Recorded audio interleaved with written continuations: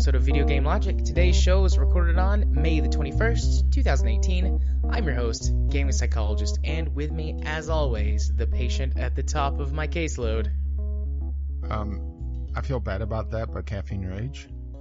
Do I need to sit and talk about this? Do I need to lay down on the couch again? Yeah, you can lay down on the couch.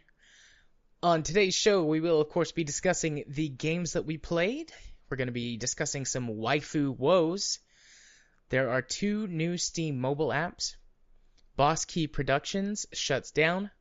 Microsoft's new Xbox controller, which was designed for accessibility, has been revealed. We're going to be discussing the state of net neutrality following some news from this past week. Call of Duty Black Ops 4 will have no Steam release or single-player campaign, favoring Battle Royale instead. The adventure game To the Moon is being adapted to an animated feature film. We'll have our weekly community corner and our Steam weekly discovery queue. Hello, Rach. And timestamps will be in the show notes. Oh yeah, I forgot. Since we didn't record last week, I forgot. Got out of my rhythm. I'm all messed up this week. So apologies to listeners out there. I hope you enjoyed a Franken episode. My internet went on the fritz last Tuesday and was out until partway through Wednesday. So it went down Tuesday afternoon sometime. It was later in the afternoon. And I called Charter, Spectrum. It was like, something's going on with my internet. I'm getting like connectivity issues.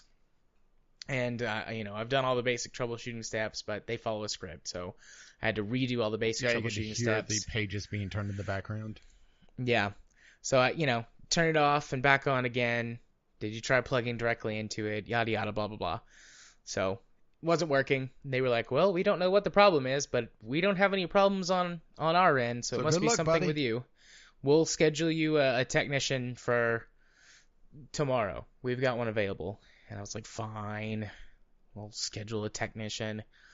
And then in the middle of the night, they call me and wake me up like it's an automated call. And we are just calling to inform you that there is a line down in your area that has been affecting service of some customers. We are working as hard as possible or whatever to get it fixed, to restore your services. And that would be annoying, but Wednesday was the first day that I started my new job at a new counseling clinic. So I'm back to working for someone else. Yeah, and if I got woke up like that, I wouldn't be going back to sleep. I was pissed, but I did go back to sleep, thankfully. See, I just can't go to sleep mad, which may be part of the reason why I'm an insomniac.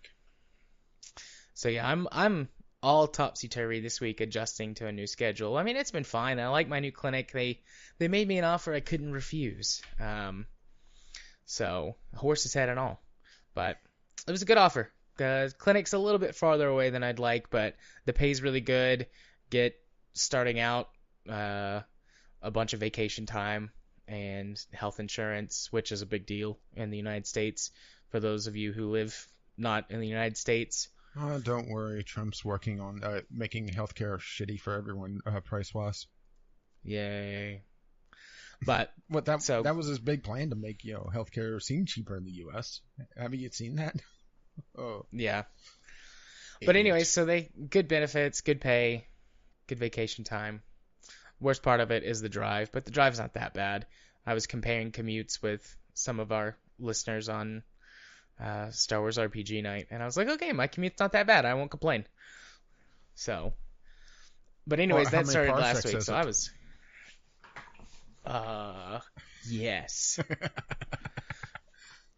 But, I have to go halfway across the galaxy every day. What are you complaining about? Sorry. You're fine. But so I was all topsy-turvy last week, which is going to play into how many games I've played this week, which is a very small amount.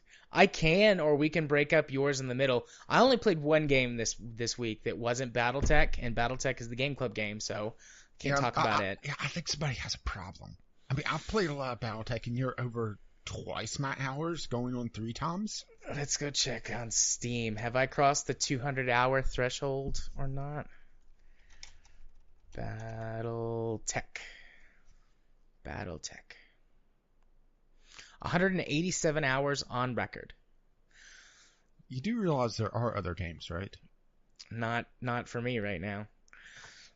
Part of the reason this last week the only game I played was BattleTech was just I'm adjusting to a new sleep schedule. Every job I've ever had has either been an evening afternoon type job, which works well with my natural sleep schedule because I would sleep during the day and then go to work in the evening.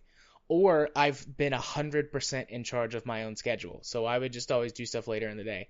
But on this one, I have to get up like an adult really freaking early in the morning.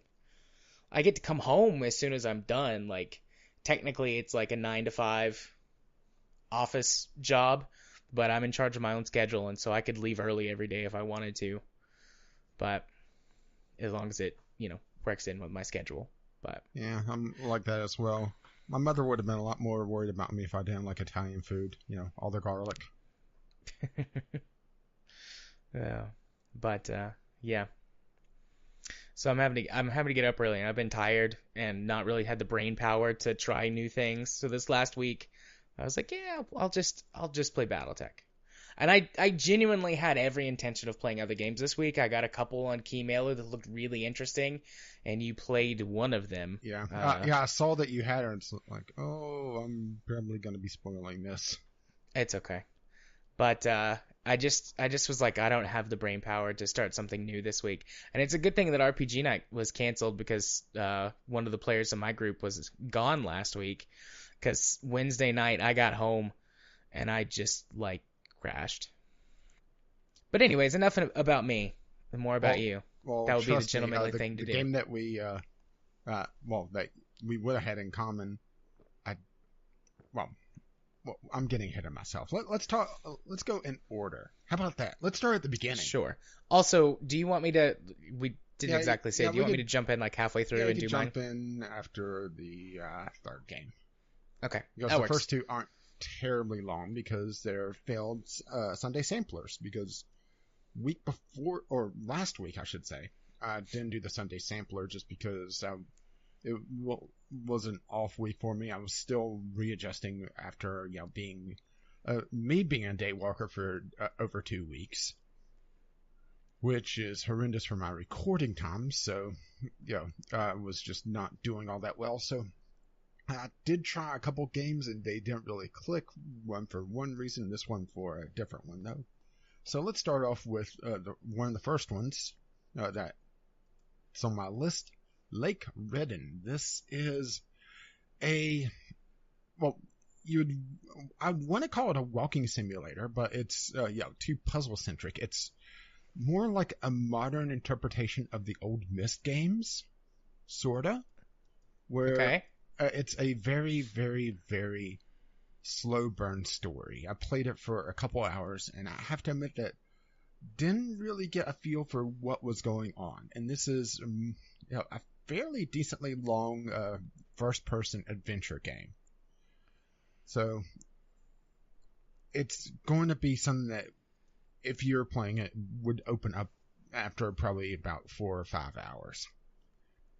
This has some performance issues, and it's not my usual performance issues where it's hitting my CPU too hard. It's actually hitting my GPU too hard. I have an RX 480, and this was pegging it and getting barely 60 FPS with some micro stutters. And this That's pretty intense. Yeah, I mean, the 480 is not like the most powerful card on the market, but it's in that top tier performance bracket. Yeah. So. And this game, while some of the screenshots are very pretty, does not warrant it running that heavily. I mean, you could see some of the screenshots where, there's a lot of jaggies where there's not running enough anti-aliasing and some rather muddy textures. It's a pretty game. It's a very atmospheric game, but it's not a game that should be running this heavily. Which is part of the reason why I didn't do it, was that I wasn't sure if I'd be able to play it all that well. And it's a Myst-style adventure game where it's a lot of atmospheric puzzles. A lot of going through, and instead of sitting down and figuring out a puzzle logically, you have to go around and look for the clues and fill them in the puzzle. And maybe it's just where I didn't grow up with Myst, but that was starting to get irritating after a while. Particularly whenever they would hide things, on the bottom shelf of a bookcase that is behind one of the puzzles. You had to move a series of tumblers with different symbols, and a couple of the symbols were on these bookcases, and one was actually behind some books, and you had to stand in a very particular place and look down. And it was at that point I realized this game is not for me. Because I found it irritating. Especially with all the little marker stutters and all the little graphical hitching. I just felt like it was going to be a unpleasant experience to play it a lot longer. That, and also some of the puzzles are fucking irritating. There was one puzzle that kept repeating every time you would hit a gate. It would have this sliding ring puzzle where you have to match up the picture on a series of rings that rotate around a central point. And the image isn't symmetrical, but it's very close to it.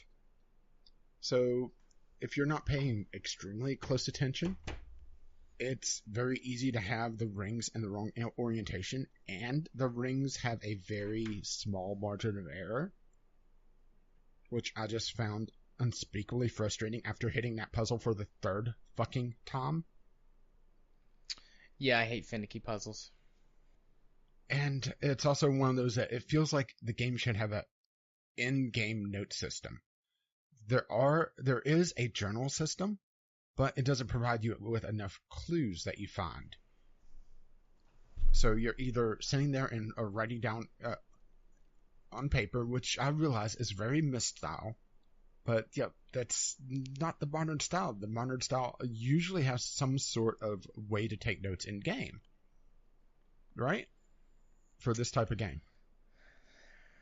I don't know, actually. The couple I've run into that's more modern interpretation, they either have a lot better journal system. This one just didn't. It was very, very basic. Or they would have like a text editor where you could type in. And I just found it unspeakably frustrating. But then again, I did not grow up with Myst, so if you absolutely love Myst, this may be a game for you. It wasn't for me.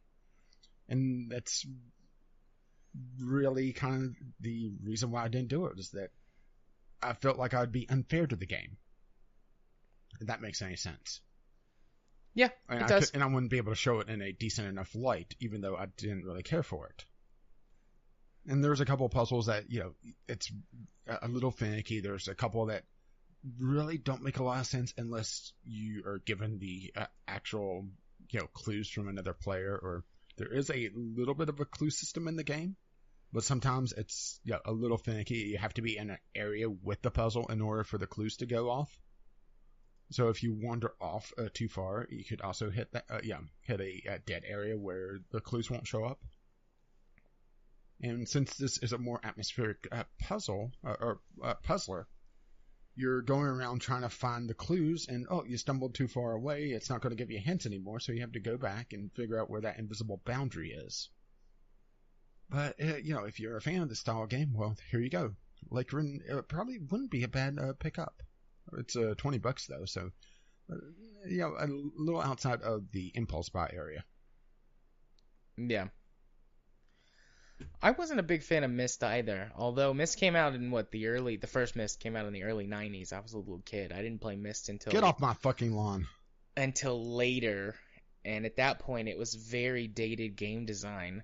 Yeah, and that's I probably played Myst in the mid-2000s. Yeah, I think that's what's probably getting to me here is that the style of puzzler, or the style of adventure puzzler, is very dated by now. Where, it's that aha, and not in the good sort of Portal, aha, I figured it out. It's more of, you hit it there. Yeah.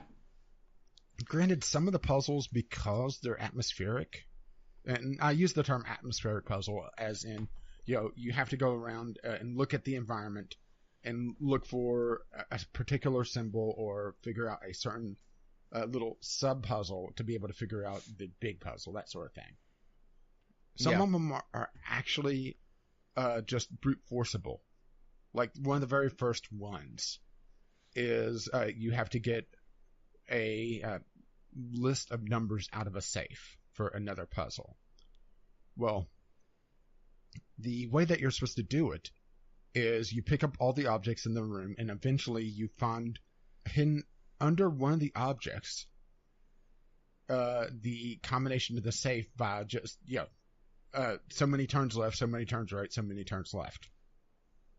But the puzzle also will reset if you hit a incorrect answer. So I was able to brute force it by just going left, left, left. Oh, okay, it reset. So 2 lefts, then right, right, right, right, right. Oh, it reset. Okay, 2 left, 3 right, then go back to the left, and it's solved. And there's some puzzles that are like that, where you can just brute force them. And there's also this weird system where whenever you pick up something, you're able to rotate it in your face. Very like how they do with Skyrim. But Yeah. in the few hours I spent with this, they never really made use of it outside of just showing how fucking low poly some of the models are. Pick up a cup and, you can see the polygon points on it where it's not quite round enough. Or some of the texture work that's a little too muddy to be shown up close like that. Yeah. So maybe that will come into play later, but as far as I went, it just wasn't important, and it felt kind of tacked on, or maybe it was a thing for the engine that they just never removed, or maybe it'll be useful later on for another puzzle, but for as far as I played, it wasn't. I'll try to just... And I got a little bit of a slur there. Outside of just, showing that, the game should not be running this poorly. They need an optimization pass. Big time. Or maybe it just didn't like my system, which is also a possibility, because, PC does some weird shit at times. Indeed. Speaking of weird shit, let's go to Deep Space. The space platformer. Deep Space. Okay. This is a roguelite procedurally generated platformer, and this is the side of roguelite that I actively dislike, where it's those gotcha moments, once again, where there's no way to really predict how to deal with a particular enemy until it's killed you several times, and you have to restart, get to that point again, and then kill it to progress on. And that's what this was doing here, was every time a new enemy showed up, it would either do a lot of damage to me or just kill me outright, because I wasn't prepared for it. And the way the game is handled, with a lot of traps, a lot of enemies just charging at you, and the style of weapon that you have, it's a sort of a run and gun, old school metal slug style shooter, or I guess nowadays we would call it Cuphead style, run and gun, with actually health here, well, more health though.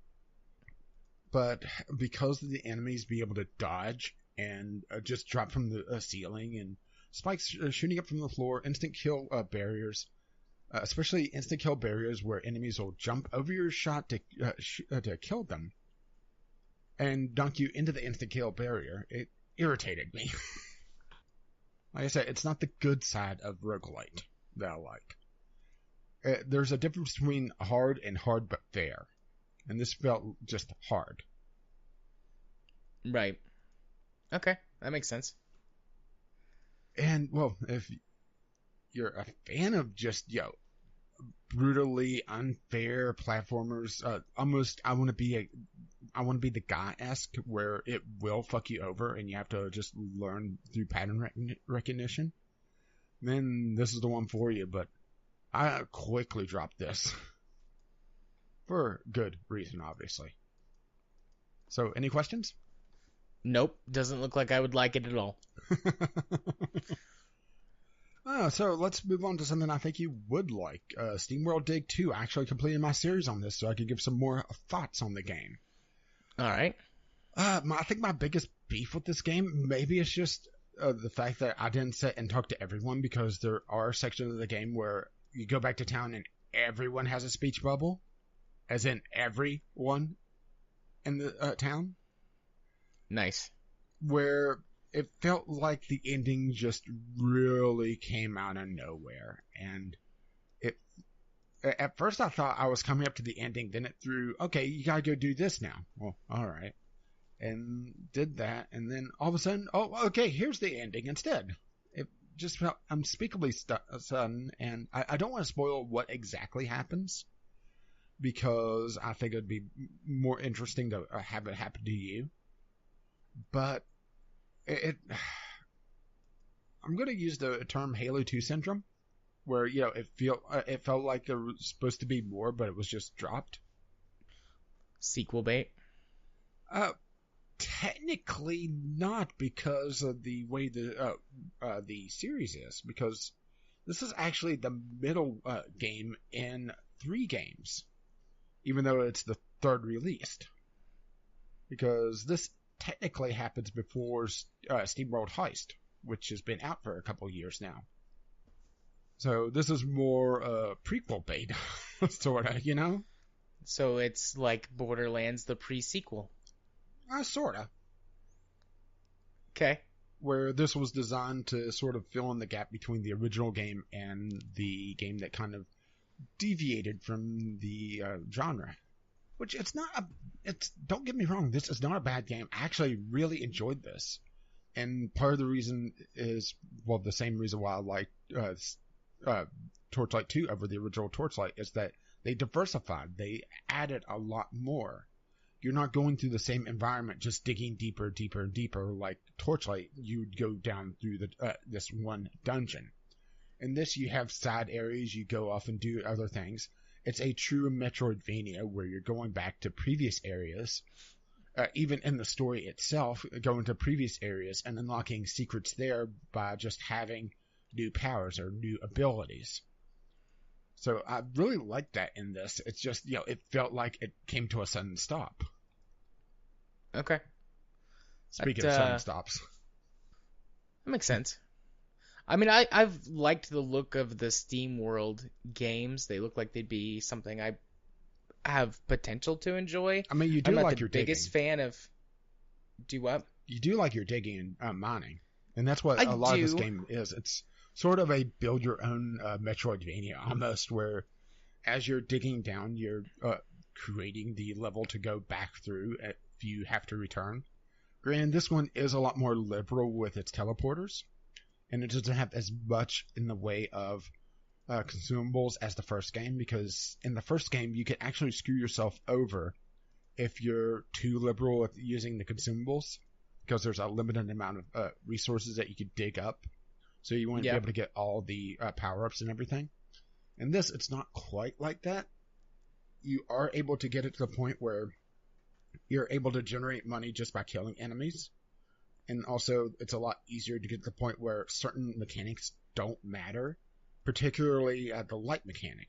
As you dig down, you light an oil lamp, and it burns as a timer. And once it goes out, well, you can still progress, but you are unable to see very far. And this, after you get a certain power-up, it stops at the 50% mark. So it becomes essentially infinite, because it's around the 50-ish% mark where it starts dramatically shrinking your vision radius. And that may be a detriment to some people, where it has a lot of mechanics in it to just make you go back and sell occasionally, but you're able to disable them or get around them through various power-ups. But I didn't have a problem with that. And this is also a lot more diverse in its power-ups, and also its just general mechanics. So that definitely is a plus in my book. It's just, it felt like they just cut things off right at the end. Maybe it's just, I didn't talk to the right people, so I didn't get the clues of what was actually going on. Because I was recording this for a Let's Play, and frankly, sitting around for text bits is rather boring, or hearing me just chatter away about them. And there was a lot of sections where I was just skipping a lot of people having a lot of stuff to say, and not all of it being very important. Just, oh, well, you're this girl bot from the first game. How's that old town doing? That sort of thing, which is not terrible, but at the same time, it kind of obfuscates the actual important bits of dialogue, Yeah. That's got to be someone's fetish. Just sitting around listening to someone read dialogue. It has to be. ASMR? Yeah. Fair play. It's a lot of people's fetish. Granted, I'd be talking like this. Very breathy. Right? Indeed. Jared, stop jerking off for a minute. Oh, yeah. So good. Anyways. But okay. I do suggest checking this out, particularly if you're a fan of the first one but thought it could do more. This is definitely worth checking out then. Or you just want to have a Metroidvania, because frankly, Metroidvania is a very niche title or niche genre still. There are those out there, but there's a lot of bad Metroidvanias out there. Yeah. Alrighty. And this does lead into SteamWorld Heist, which is a completely different genre, but it's sort of 2D platformer XCOM, which I will be playing eventually. Awesome. Well, that was 3, so that means it's my turn to do my 1. And the only game I played this week that I can talk about is MechWarrior Online. This was a previous Game Club game. And we've talked about it, I think, a couple of times outside of that as well. Yeah, particularly with the game, with this month's Game Club. But it's been over a year since I played it. And also in that time, not only have things changed in the game, but I have a HOTAS, whereas before I just had a joystick. I think they have an ointment for that. So I was doing part joystick, part keyboard. And I've never ever played a mech game with a HOTAS. So I wanted to see what that was like. And it feels really good. Really good. It took me a little bit to get everything adjusted properly. Because you have to get the dead zone just right on the joystick for controlling the torso. Because if you don't, it's really twitchy and you can't hit anything. But after I fiddled with it for a little bit, I got it all sorted out. You were saying there with a mech game fiddling with your joystick? I was saying there with a mech game fiddling my joystick, and I was smacking the paddles. Can you hear that? Oh yeah. And then I was adjusting the throttle, but that took some figuring out too, because they don't have. So what I like to do is I like to use the throttle as a single direction, and then have a toggle to switch between forward and reverse. And they don't have that in MechWarrior Online. If you're using a throttle, you can do it with the keyboard, but you can't do it with the throttle, because there's the button there to do it, but it wasn't working with the throttle. So then I tried it with the keyboard, and it worked with the keyboard, and you could just use tab to go between forward and reverse.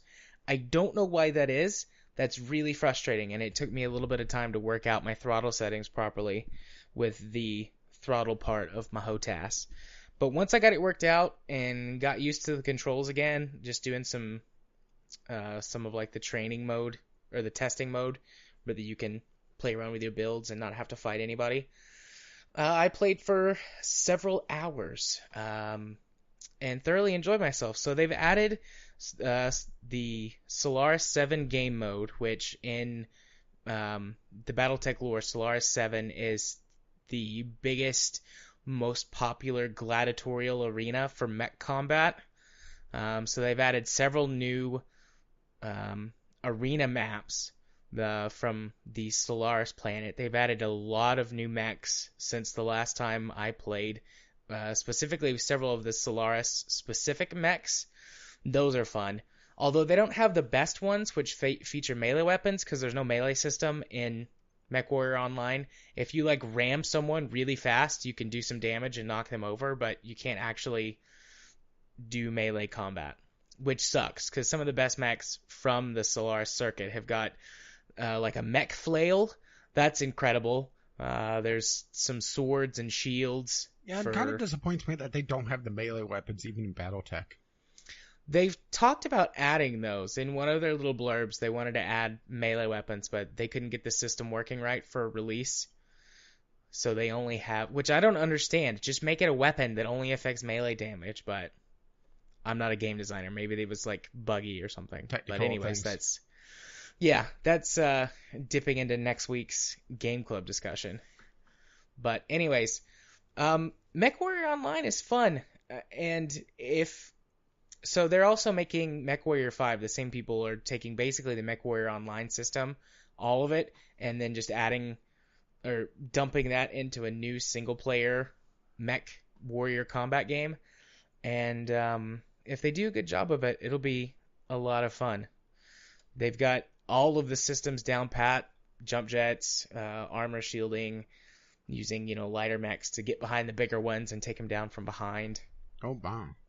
They've got a lot of really thorough systems they've got a lot of thorough systems that don't exist in the older MechWarrior games, like being able to set up chain fire or setting up specific rules for your weapons so you can't accidentally overheat and blow yourself up. You can set rules now for... This didn't exist before, but you can set heat rules now. And if your heat goes above a certain threshold, certain weapons won't fire. Like, for example, I don't know why, but I have a blackjack now in my mech bay that I definitely had not purchased before. And it's a variant with 2 large lasers and 2 streak short-range missile launchers on it, which I wish that variant was in BattleTech, because it's a lot of fun to have a blackjack with missiles, because it's a really jump-heavy mech, or a jump-focused mech, so you hop around and shoot missiles at people. But I discovered that it doesn't have a lot of heat capacity by default, and I was constantly overheating. And then I was like, oh, what's this? Heat rules. And you can set a weapon group so it won't fire when you get above a certain heat threshold. So at 90%, I set it where that the lasers wouldn't fire, the 2 large lasers. But that helped. It did. So that's nice. But otherwise, not a lot's really changed other than just adding more stuff. There were a lot more mechs, a lot more mech variants of existing mechs. There's some new weapon stuff, some new clan-related stuff, and then they added the Solaris. But all of that's just sort of background story bits and new stuff for you to spend money on in the store. Its business model doesn't appear to have gotten any better. Ugh. And that was my big problem with it before. That was everyone's problem with it, but it was the only modern MechWarrior game in existence for a long time. Well, it so still it was is for a while.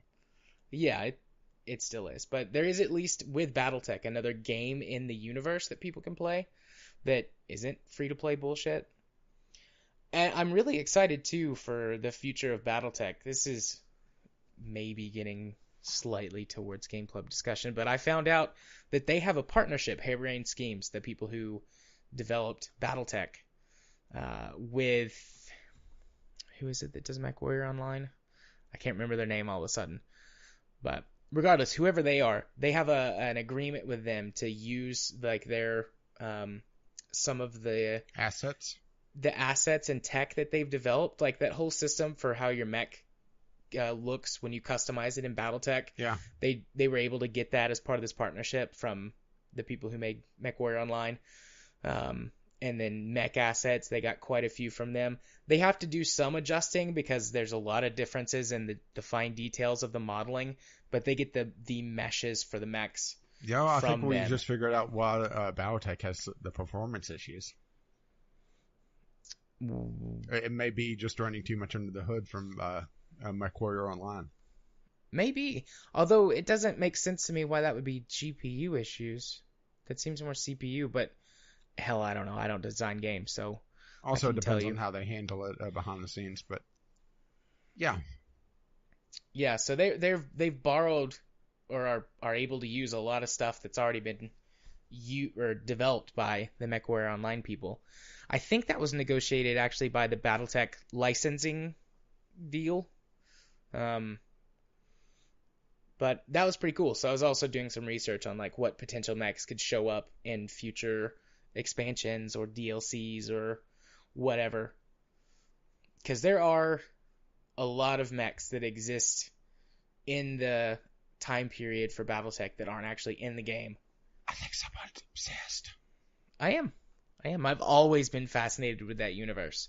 I've combed through the entire wiki more than once, and that was before BattleTech. The battle, just in case, or I think everybody knows, but when I say BattleTech, I mean the PC game, the recent PC release.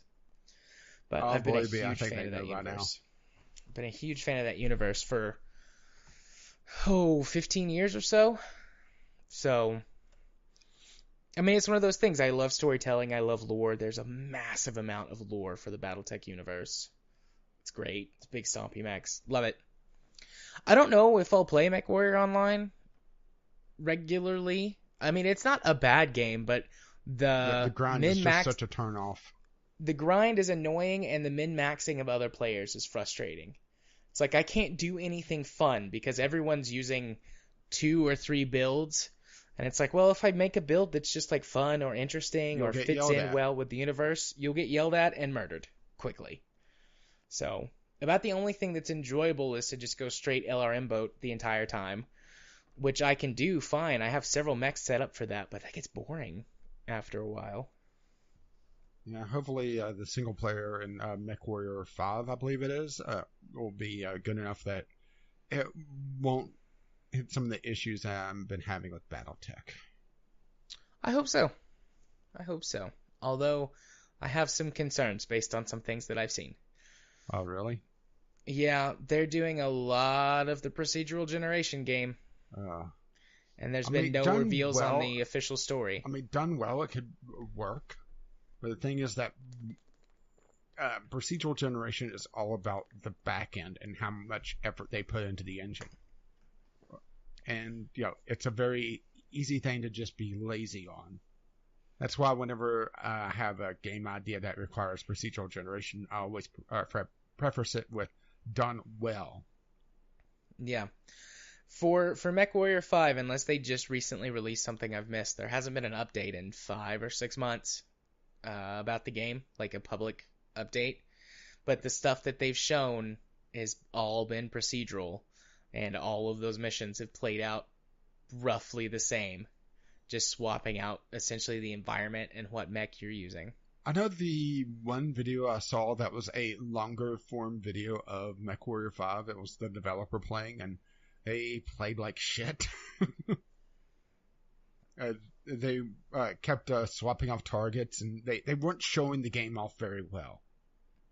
Yeah. And I realize that seems like a nitpick, but it doesn't do the game justice whenever you're kind of half-assing it. But they may be also trying to not show off that, okay, well, this system isn't quite in place yet, or it looks funny, maybe the animations aren't quite working yet, and they can't really show up, but they need to show some of the engine gameplay. So I do realize that there's likely a reason for it, but, it's irritating. Yeah. I'm just doing a quick Google search. I don't see anything new about Well, don't worry, MechWarrior 5 is coming up. True. Oh, here we go. Single player. It would shock me that we don't see anything about it on the PC gaming show there. Speaking of E3, we need to talk about that. Yeah. Maybe tomorrow night, since we're recording on Monday this week. We can chat about that in a business meeting. Talk some business. Have a powwow. Yeah. But, yeah, that's what I've done with MechWarrior Online this week. Back to you. Okay, so Jim actually sent me something this past week. I haven't spent as much time with it as I would like, mostly because I got distracted with its European counterpart, but I got a hold of American Truck Simulator. And it's not quite like I was expecting it. I was expecting pretty much Euro Truck, only with the American map, but I have to say that at least what I've played so far, I'm still in California, essentially just establishing my trucking enterprise, or Dynasty or Monopoly, because it seems like I'm the only truck on the road or a trucking company out there. I have to say that the map design is actually done really, really well. I would say on par with some of the better Euro Truck, because that was really the failing on the original Euro Truck's map, was that it was kind of bland. But there's little touches here, like driving through the desert and having tumbleweeds blowing across the road. And first time I had that happen, I actually slammed on the brakes because I wasn't sure if I would hit them.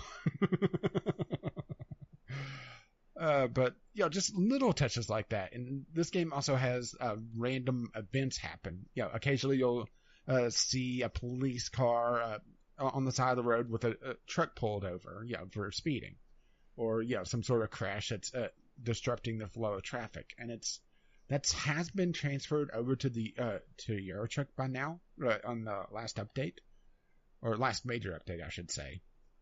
But it originally came from here, and I think it adds a lot of flavor to what could get to be routine. Just running the same general routes.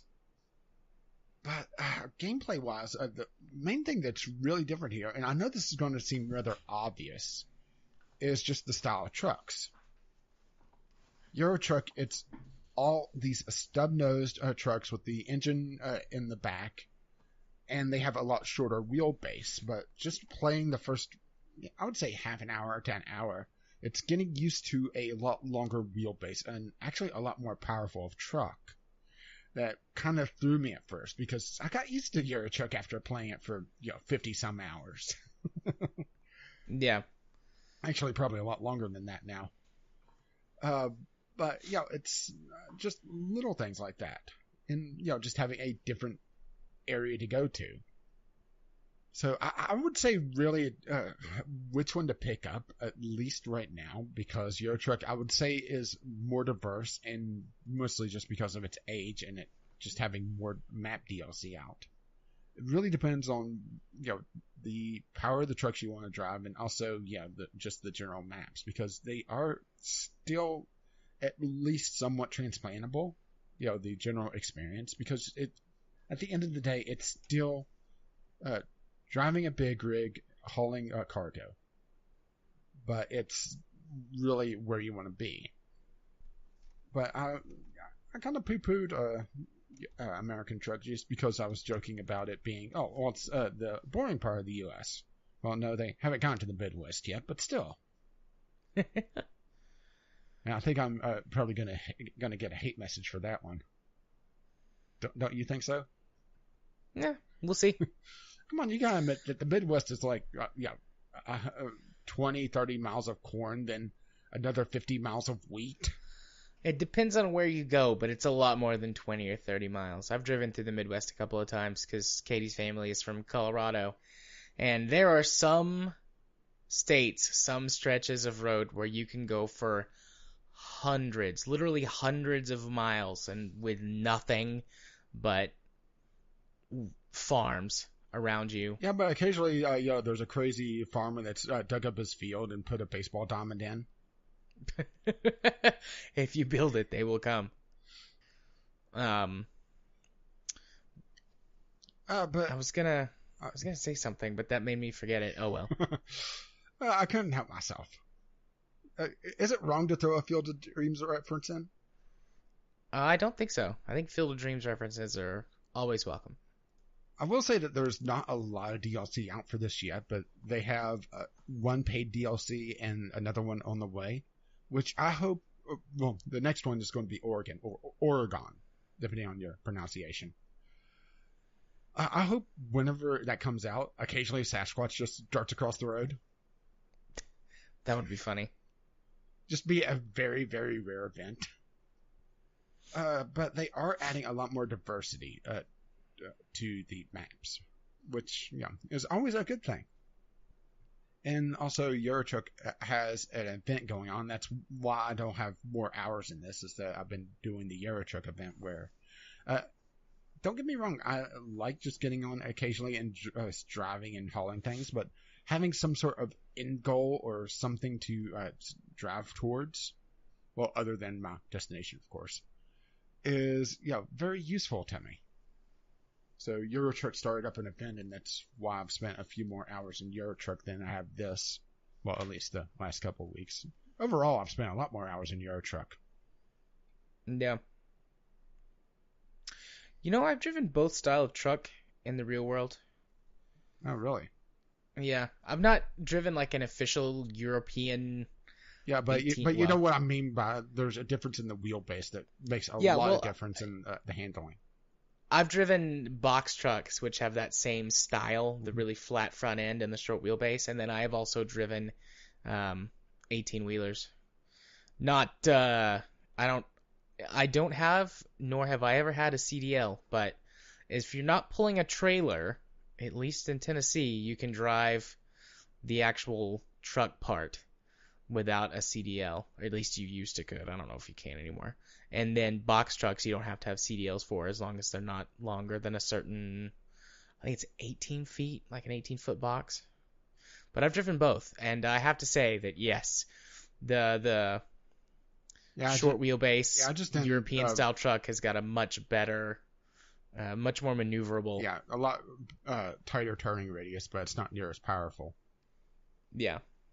And I just didn't really even consider that. I mean, it's obvious whenever you think about it, but it's one of those things that I didn't think about it. Yeah. Because whenever I think big rig, outside of just playing Euro Truck, I think of the American style truck because that's what I've seen. Yeah. And I just didn't really realize just how maneuverable the Euro Trucks are compared to them. But yeah, I think that's it. It's going to be interesting to see how American Truck evolves over the years because both this and Euro Truck, I think, still have a lot of life in them. Just on their additional content, the games as services thing, which Euro Truck also has its expansion coming out in the next few months, I believe. It's going to be the Baltic Sea, so up near Scandinavia. I haven't actually seen any more info about that lately, but I haven't really been looking for it, so who knows what they're going to do with it precisely. It's going to be interesting to see how they tie into the actual map, because this will be the first time that you have to have a DLC for a DLC, which it makes a lot more sense here than it did when EA did it. Womp womp.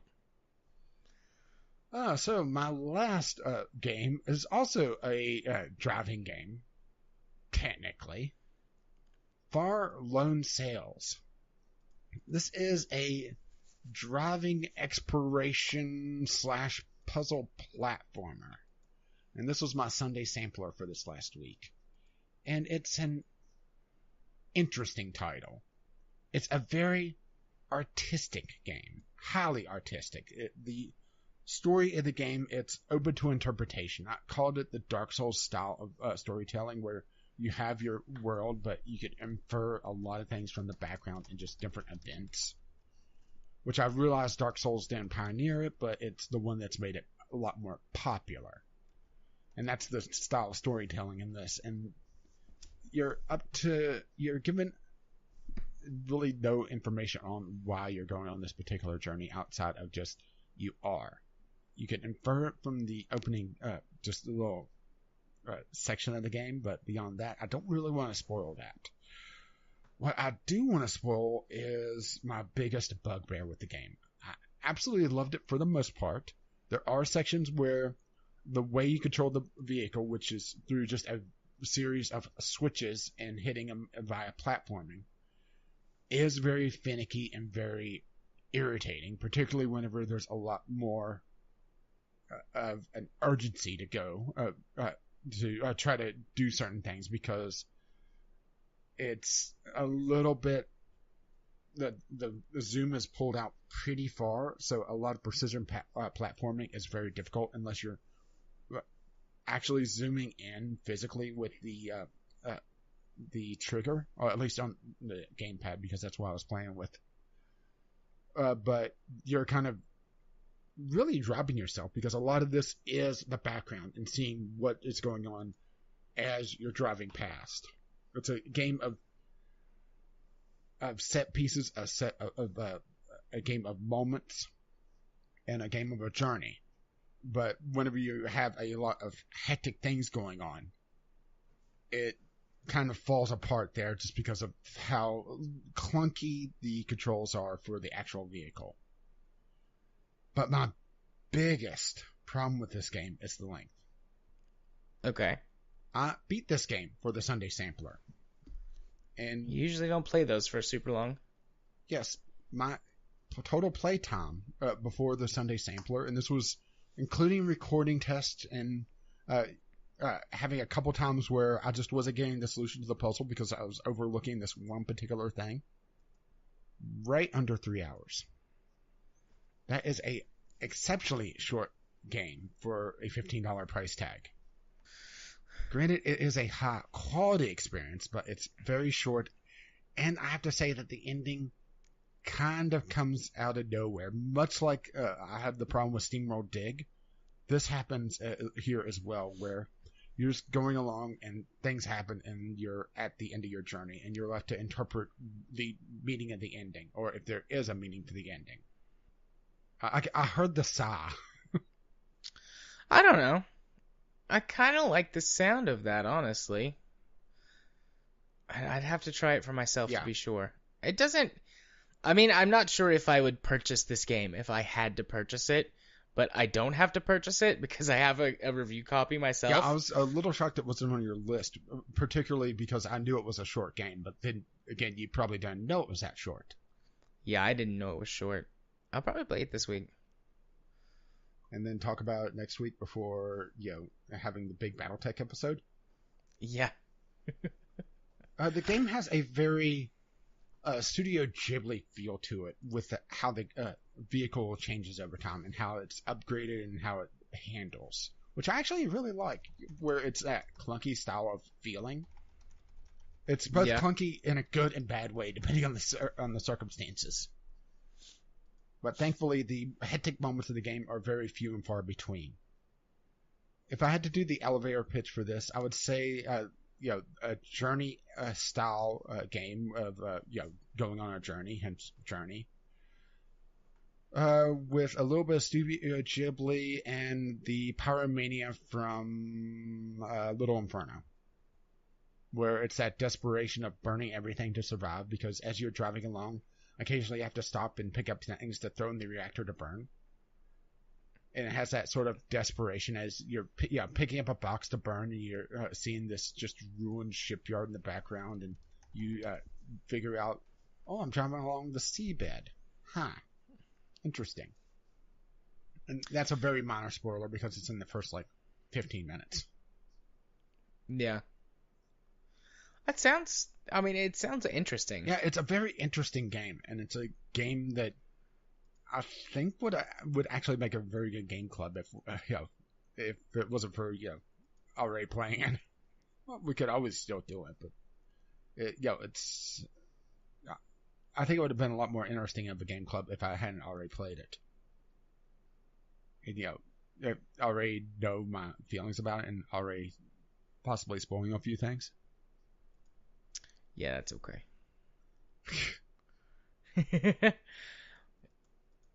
I'm looking at all the screenshots for Far. It looks gorgeous. Yeah, it has that. For the most part, it's actually very washed out.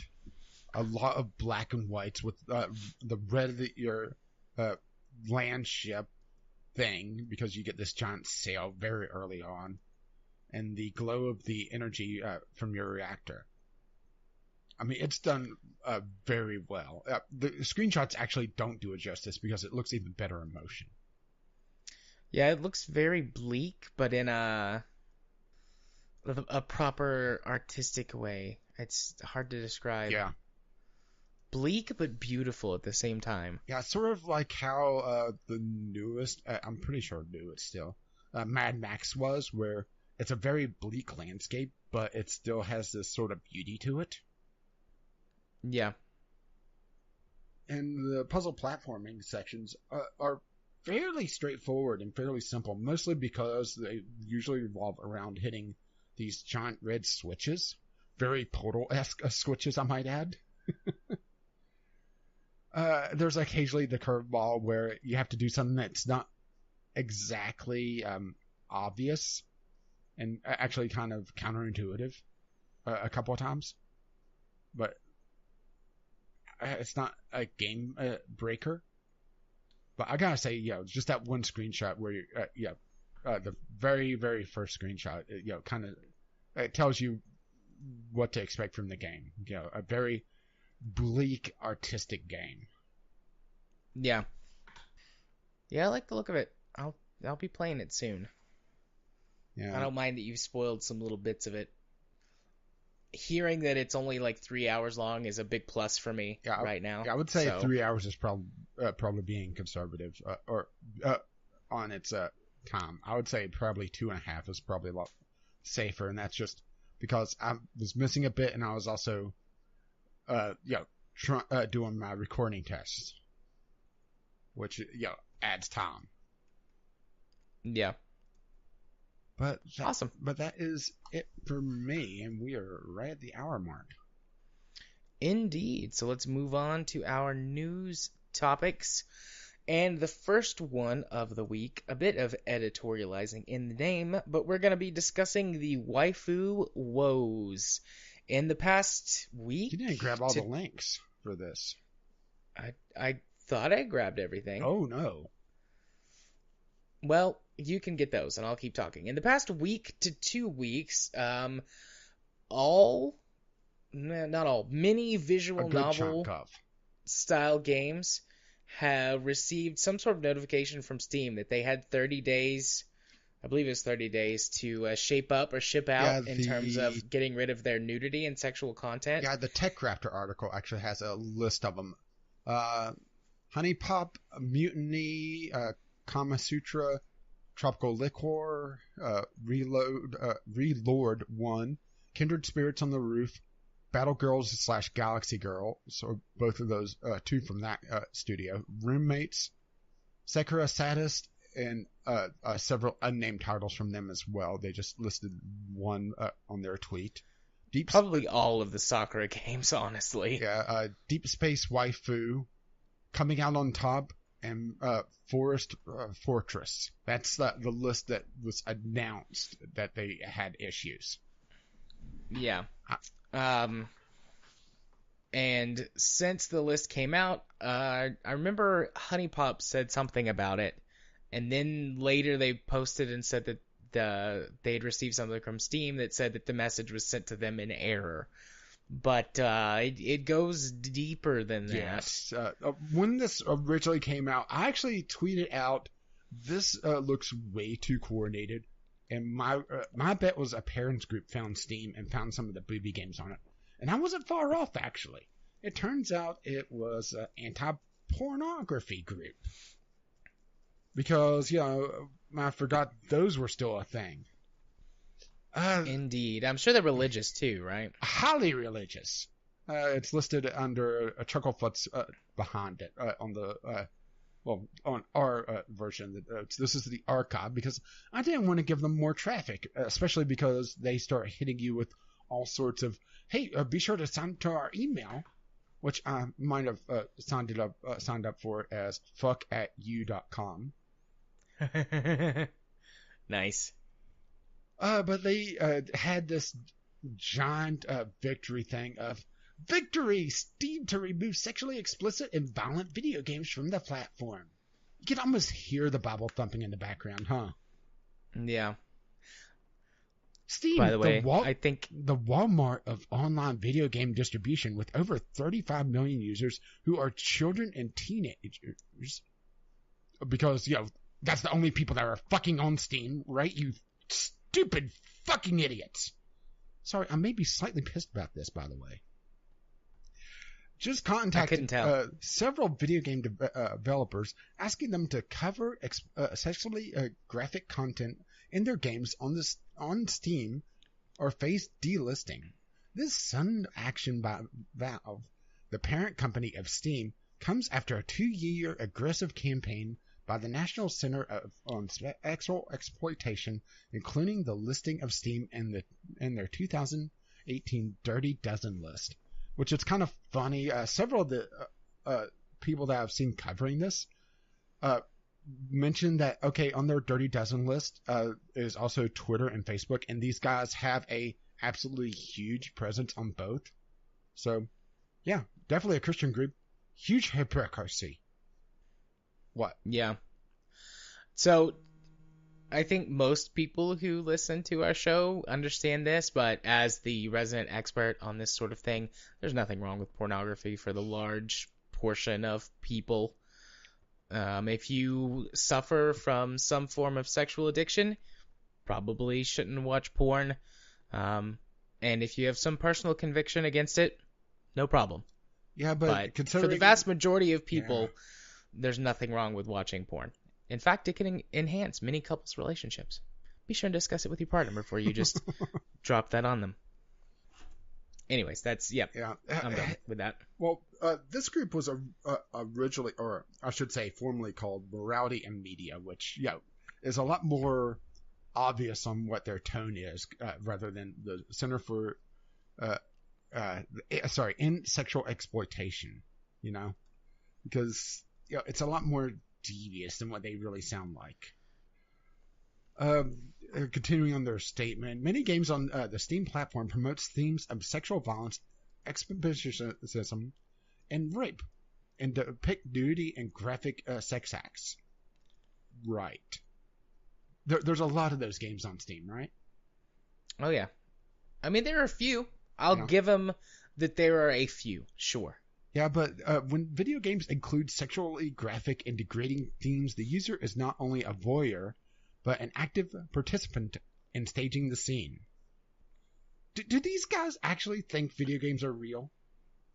That's something that always gets me, is that whenever there's talk about the morality in video games, it always acts like the character in the game is a fucking real person. That always... talking about the agency of the character, talking about them being exploited. It's a story. Granted, it may be a little bit naughtier than they like, but it's still a story. And that's just... I don't want to read through the rest of this, unless you really want to. No, you're fine. I clicked on their Dirty Dozen link to see, and at least on the bright side, they seem to be going after multiple industries for multiple things. It's not just Steam, but yeah. Yeah, they go after Amazon for promoting material that sexualizes children and normalizes the dehumanization and sexual commoditization of women. Where? I don't remember that department. Yeah, I've never seen any nudity on Amazon, except items on sale for sale on Amazon include childlike sex dolls, photography books with eroticized child nudity, manga, pornographic magazines. Oh no, and clothing items. Also, they're against clothing items? But then everyone would be nude. Their Kindle e-reader is riddled with sexually explicit content, also known as the erotic section, or the Harlequin novels, containing incest, babysitter, and group sex themes. Oh no. What a bunch of prudes, huh? Yeah, I don't see any nudity on Amazon. Maybe I'm not... Nudity... Now you're trying to find it. Boobs. Oh, that's weird. Boob Scares? By Gassy Games? Boob Scares. I'm pretty sure that's our alternate title. Oh, hey. Huh. So you can get Feminique 1000 grams silicone breast forms, and it's got a bunch of size listed. Then fake boobs for cross-dress dresser slash mastectomy patient. I think we And found that's- why they're so up in arms about Amazon. Oh, boob stress balls. I should get some of those. All right, Pendulette. I definitely shouldn't take them to the clinic, though. Even though that would be the best place for them. I'd get in trouble, probably. Yeah, you I need mean, to these wait are at all least a week very before. clearly fake. These don't look like real boobs at all. Oh, bare reality. 100 women, their breasts, their stories. So there's some real boobs on that. Yeah, and there's also some real boobs in this article. Ooh. But now we're getting to the boob mouse pads, boobies, organic lanolin-free nursing balm for breastfeeding. Okay. I'm on page 4, and I'm not really seeing any more of the nips. Yeah, but the fact that there's even a chance of it is just too much for him, you know? Poor Man's Bikini Beach, episode 1. Oh, Uh-oh. shit. Well, No, I'm we not. found Jared's Amazon bound Oh, for and the it's week. Prime, too. I could watch that and not have to pay for it. Well, they did talk about Amazon Prime being a problem. Poor Man searches the world for the hottest bikini girls and craziest events in his classic TV series, which has run for 17 years. Bam. But have you ever noticed that whenever these morality groups go after video games, it's always the visual novels? I think they're the easiest target. Yeah, particularly most of these are, if they're not single developer, they're very small teams. Yeah, like the games that are omitted from this list that contain nudity and sexual themes would be, like big ones, would be the Witcher series, The Grand Theft, the Grand Theft Auto series, which, I mean, those games have not been immune to people attacking them. Yeah, but they've been and more out scandalizing of them. the violence in the games, not the nudity. Well, unless you count Hot Coffee, but that's dry humping with fully clothed models. But it's so scandalous. Oh. But, I mean, games like that have not been included in this because, depending on how cynical you want to be, it's somewhere between they're too big to be affected by this, like good luck getting through their team of lawyers, all the way to, well, Valve is making all the money from games like that, so why would they get rid of those? But the visual novels, well, we can dump those and look like we've done something. Yeah, and it and, won't hurt yeah, our and there bottom would be line that people much. cheer for them being removed because, hey, it's the anime bullshit getting removed from Steam. I actually saw quite a few people cheering, not for morality, but because, it's an anime game, so get it the fuck off my platform. I mean, at least these are actually games. They're not like achievements idlers. Yeah. Which I think that's possibly the thing that irritates me the most about this is that Valve will go after the visual novel several times. This isn't the first time that they've done this. We actually talked about that several months ago with the game that was called Child Pornography. You remember that? Yeah. I remember that. And they didn't respond at all. And Valve has this very pick and choose on their policies. But, I've seen a lot of people talking about just Steam is not the place for visual novels anymore. And, seeing them go after visual novels again and again, saying that, okay, well, you have to censor this. You have to, this one's too risque. Even with censorship, you're gone. I have to kind of agree with them, particularly where, it's hard to be discovered. Yeah. But there's no real good place for it. I mean, you do have places like Manga Gamer, but that's also very niche to the point where only the people that already know about visual novels will go there, and you're just going to stagnate your market. So there's a very weird situation with the entire genre. And maybe this just requires people to really expand their horizons about visual novels in general and not just dismiss them. Good luck with that. I know. Just wait for the current generation of gamer to die. Oh, wait. That's us. Fuck. But yeah, Valve really, well, for one, needs to shape up their customer support, which they have been, but they also need to shape up their communication with game developers just in general, and be a lot more transparent on their policies. Not just say, well, your game is too risque, even though it's been on the platform for years. What, you missed Honey Pop? I think that one was kind of obvious, right? Yeah. Yeah, it's Honey Pop's been out for years now. 3-4 years. And a lot of these are censored titles. Granted, you can get the uncensored patch. Usually, some of these actually sell the uncensored patch. I'm not sure if they're actually on this list or not, but I know a couple of them, actually a couple of the ones I got from Humble Bundle recently, sell their decensor patch for actually more than what the bundle I bought them in was.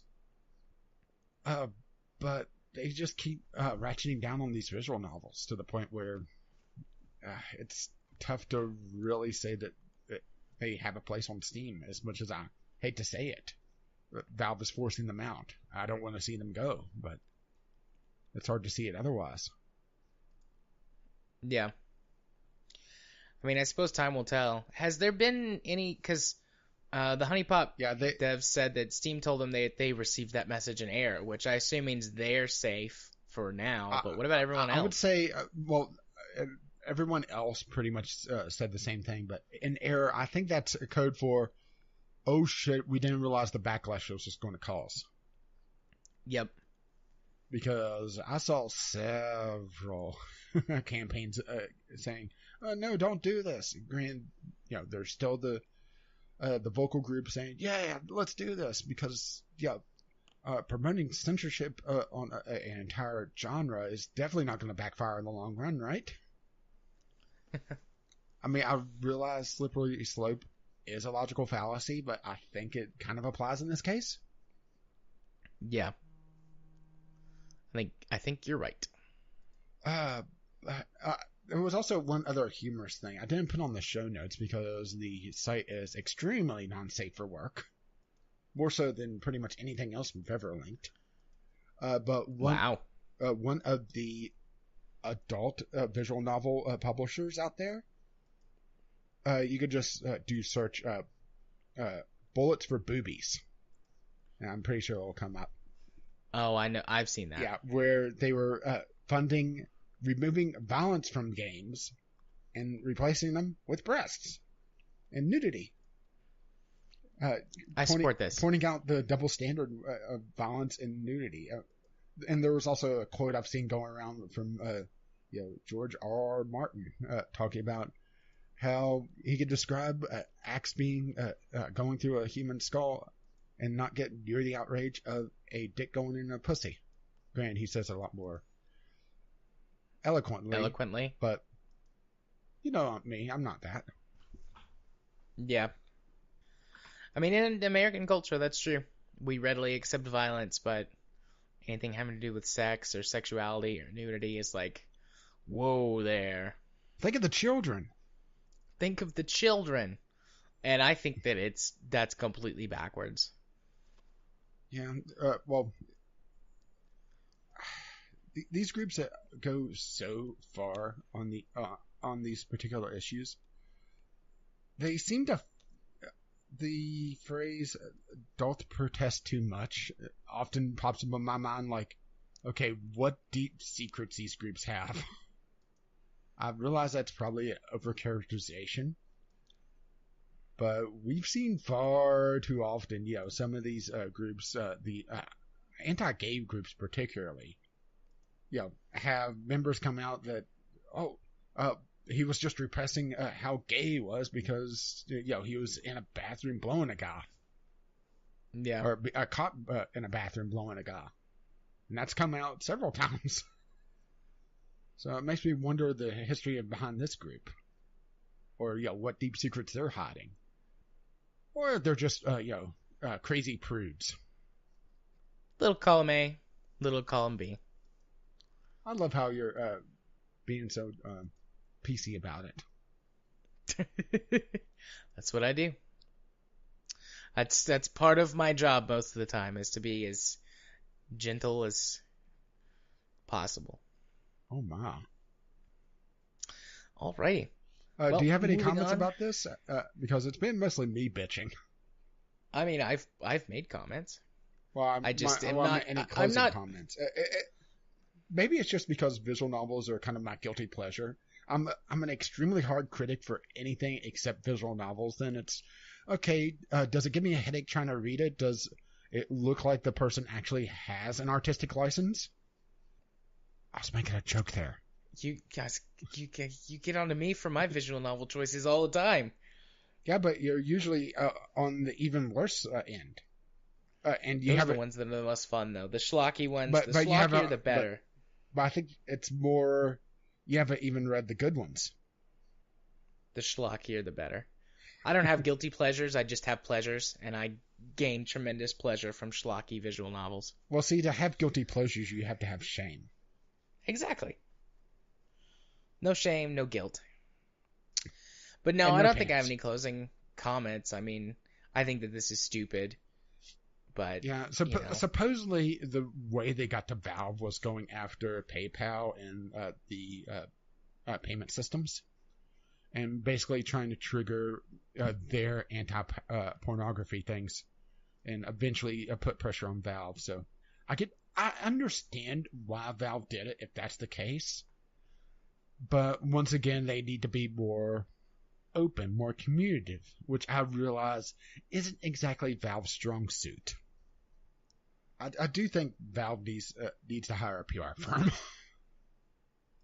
or just get more interns to do it, yeah, because that's always been more Valve's interns. things. Valve's problem is that they never communicate, and sometimes that's good. A lot of times that's bad, though. And in this case, it's been very bad. I could just imagine David open up his email the day after. It's like, what the hell happened? Because you know that there was a campaign set of Gaben. Indeed. Okie dokie. Moving on to the next news topic. Hey, it's still Valve related. It is indeed 2 new Steam mobile apps. Yes, which one So is I already don't know. out. Okay, I was gonna say I don't know a lot about these. I've done a little bit of toying around with one. There are 2 different apps. One is a video app for essentially the video content that's on Steam. The anime that's on Steam that survives the censorship. Some of the movies and videos, and I assume that they're going to throw in the Steam streaming as well for the like half dozen people that actually use that. But it allows you to view the video content that's on Steam through a mobile app. Very Netflix-ish. And that was actually very hard for me to say.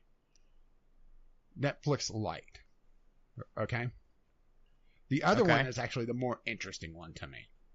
It's essentially the Steam Link mobile app, where it acts as a Steam Link to your phone.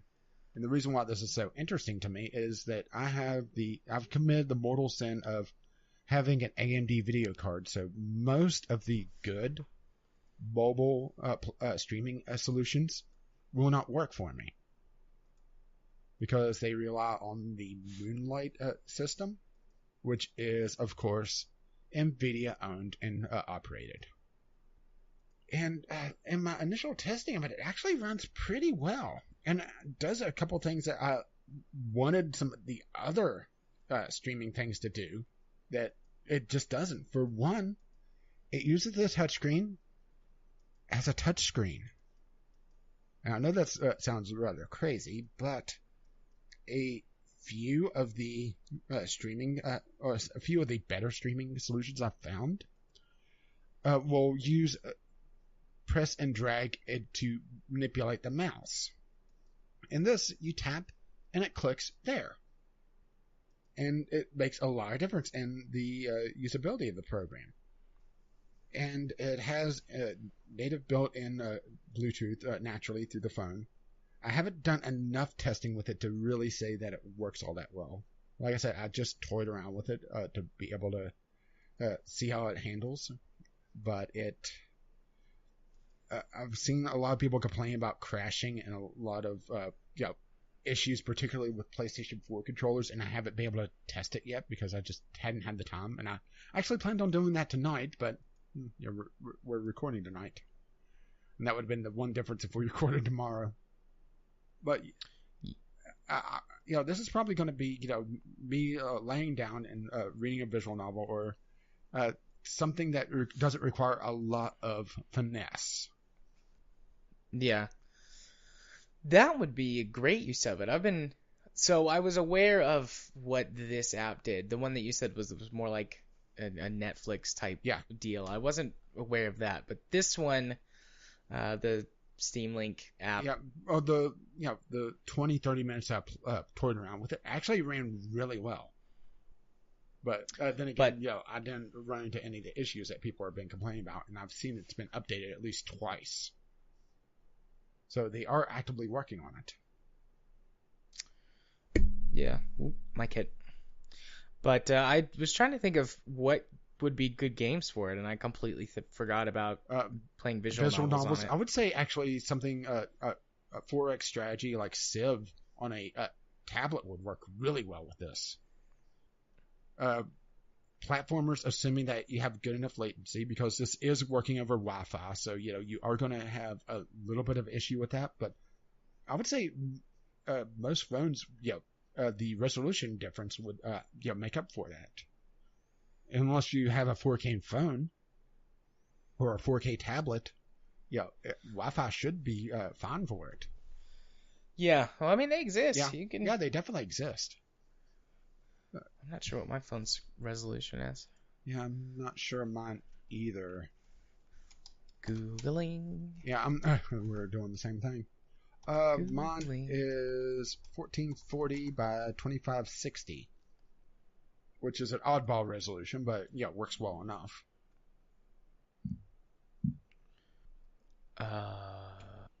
Phone can adjust the resolution. Fancy. Let's see.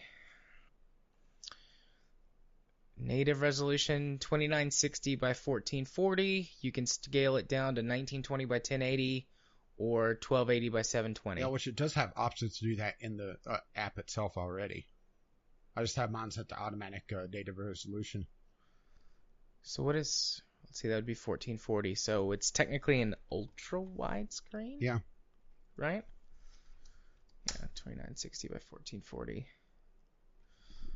I'd say RPGs would actually work really well for this. Yeah, well, something not like Divinity, but more traditional RPGs. Yeah. Or particularly anything that has good controller support. Yeah, I bought an Xbox 360 controller or not Xbox 360, an Xbox One controller, one of the new ones that has Bluetooth, so that I don't have to hack my Wii U Pro controller anymore to make it work. So this would be interesting to try out some different games using a controller. Just put my phone on the stand and I just didn't try get playing the time. a few games. Yeah, I might try and that I've out also for seen next a week. lot of people touring around with the Steam controller and making 3D printing out phone holders for it. Yeah. Which I imagine that's probably the ideal solution because you have a lot of flexibility with that. Yeah, I'll have to try that out. Yep. I have to say the bit I played with it did impress me. But I didn't play it enough to really give it a stress test. The video one, it really depends on how much video content they eventually get on Steam, because right now it's still fairly limited. Yeah, they've added... Well, I don't know how much they've added recently. I remember that at one point they were adding movies fairly rapidly. But... Yeah, I don't maybe know. It's just I don't pay attention to it because I just don't go to that section, but let's see... I'm on the video section of Steam, which I rarely go on to. I think I just kicked up a tumbleweed. But I don't recognize really any of this outside of... Oh, hang on. I found something for you. What did you find for me? Do you feel scared? No. Oh, Should I? maybe we should send this to Morality and Media. Dirty Grandpa unrated. This is on Steam. This would have to be terrible. Oh, I imagine it is. It has 6 user reviews. One which says literally unwatchable. I mean, seriously, the stupidest thing. Well, it looks like it's more. It doesn't run. 1,523 results. That's a decent category or catalog. I mean, there's but a cajillion movies and TV shows and stuff, but for a service that's primarily video games, that's not too bad. I mean, there's some odd things on here, like the making of Horizon Zero Dawn. That's not even a PC game, so it's weird that I have it on Steam. It's a popular game, though. Yeah. Oh, they have Jigsaw. Woo. Oh, here you go. Here's something that'll interest you a lot more. My Little Pony. Whoa! My Little Pony, My Little Pony. Friendship. So maybe there is more for this than I was really expecting, because I thought I just hadn't gone to the video section at all. I mean, there's really no reason for me to. They have Spartacus, all 4 seasons of that. That's pretty good. Yeah. Awesome. Yeah, so maybe there is more to this. And I imagine since they're putting the app out, they're going to focus a lot more on this. Which it makes sense, right? Not wanting to put the cart before the horse. Yeah. So get a bit of content out there. Get the app to make it a lot more accessible, then start going crazy on it. Do you think that's their scheme here? Probably. Although, honestly, with Valve, with Steam, sometimes you can't really tell at all. Yeah, Valve with Steam is rather schizophrenic. Just because of their corporate structure. They're a very flat corporate structure where it's, little teams doing oddball things, and then, someone screws up and then Gaben's email inbox gets flooded. Yeah. I'm kind of scrolling through here. I'm not going to buy any of this. Mostly because I have Amazon Prime, so most of this, it's kind of redundant, or, it just doesn't interest me. Yeah. And, I'm scrolling through pages and finding maybe one thing, and that's going through entire genres. Yeah, I don't know if I'd get anything from Steam. I mean, I have Prime and Netflix. And do we have Hulu? I think we just recently got Hulu again. So, yeah. Yeah, I think my major problem with Steam is a lot of this. A good chunk of it is rental stuff. And if I'm gonna get it on Steam, I'm gonna buy it. Granted, there are some animes on here that I've seen that actually wasn't bad. So maybe that's the big section, is the anime section. Yeah. They have Toradora. That's actually a really good show. And I could almost hear the blank look. Yep. Never seen it. Don't think I've heard of it before. It's a very good romance show. Yeah, we need to do anime night sometime. I agree.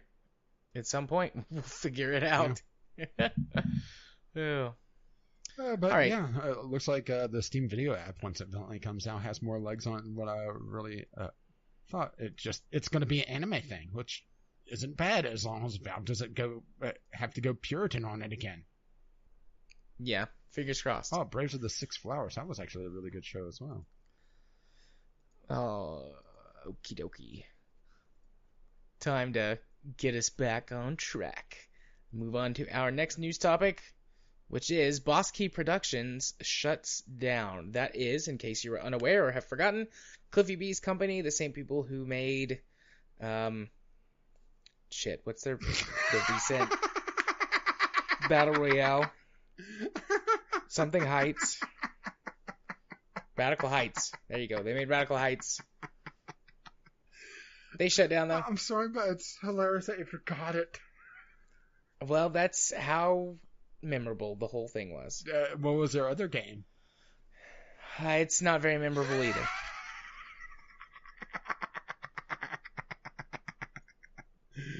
Lawbreakers.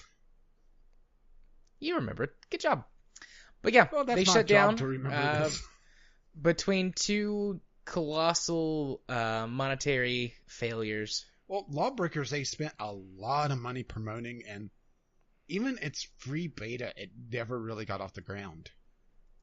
Yeah. I mean, its beta period had, what was it, just over 10,000 players, and for a open beta on a first-person shooter that was being heavily promoted, that's abysmal.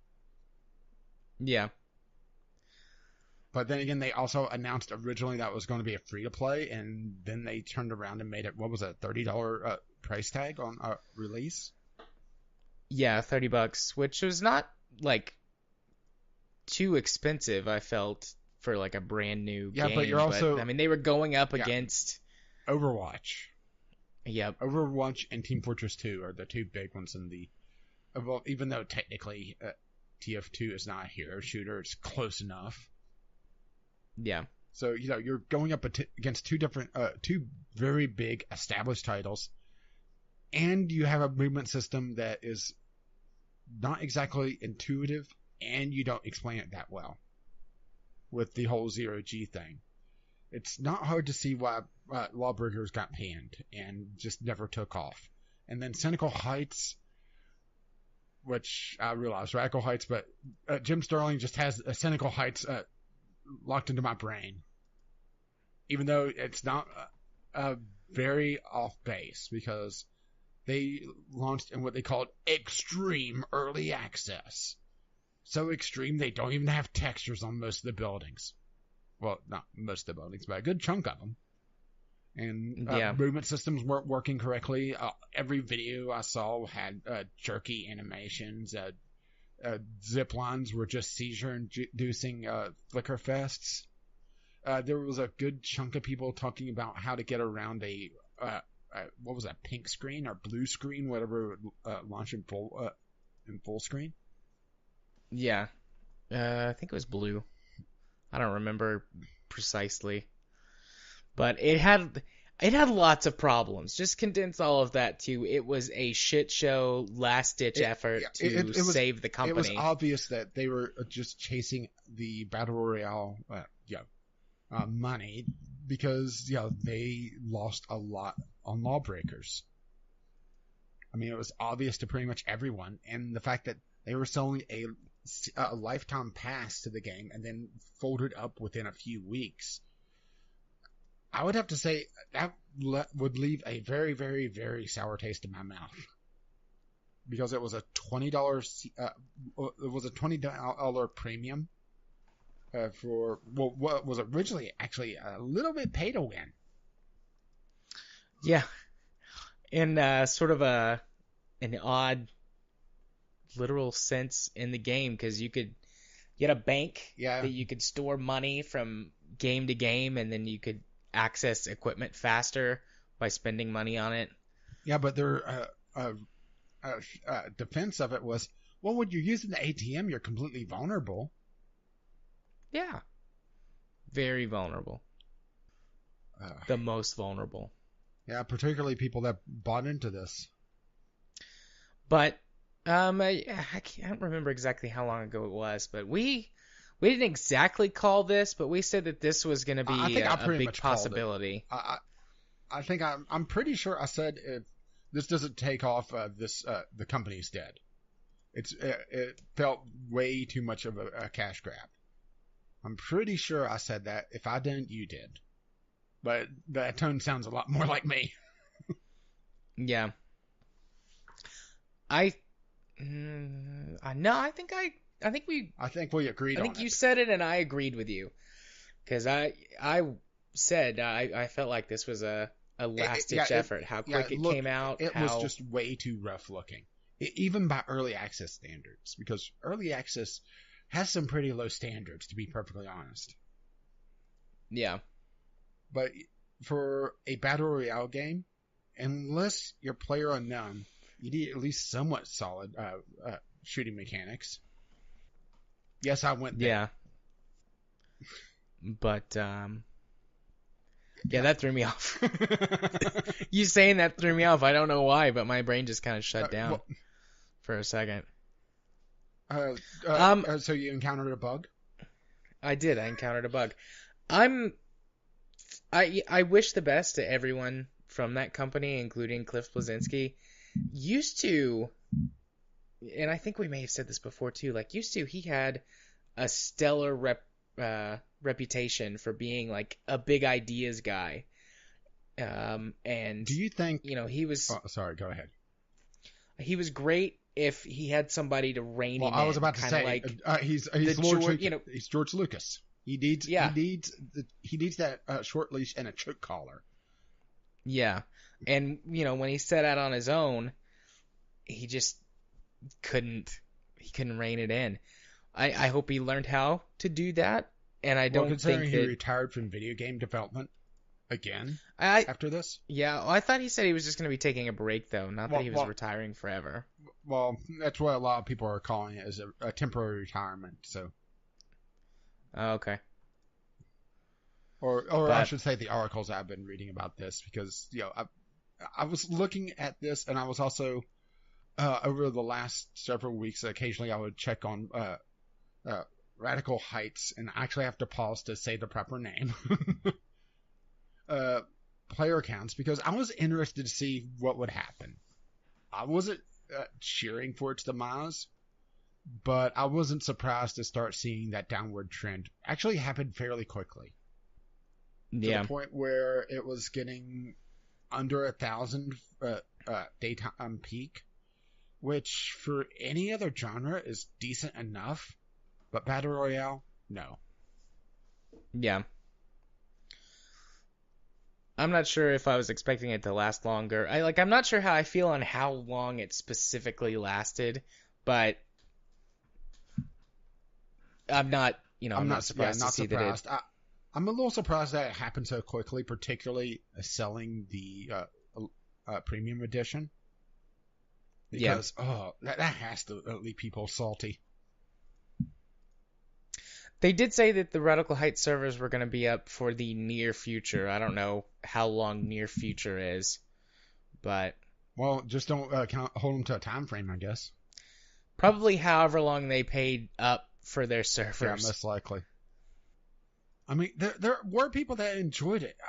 Maybe it's just, I'm tired of seeing Battle Royale in general, but the 80s motif, it just didn't feel like it added anything, and just was distracting and cheesy, and not in the good way cheesy. Yeah. Because there are games that does the 80s well, like Blood Dragon. But it's, 80s plus, something else. Or taking a general idea.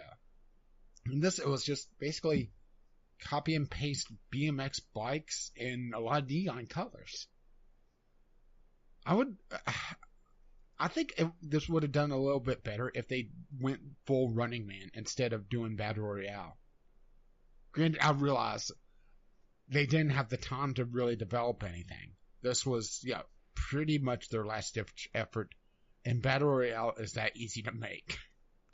That's the reason why you see so many of them. And, well, we'll get to that in a little bit, but the idea that, going a full-on Running Man-esque game could be very interesting. As a subgenre to this game mode. Or genre, however you want to splice it.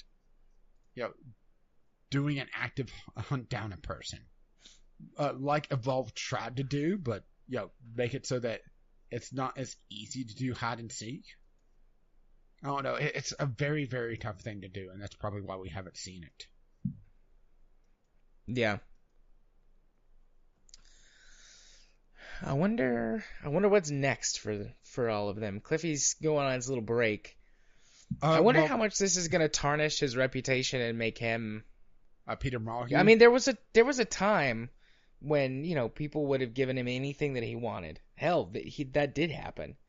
And we see what happened. So I wonder how much distance the larger publishers and All companies this that he might look to in the future are gonna back away from him. give him.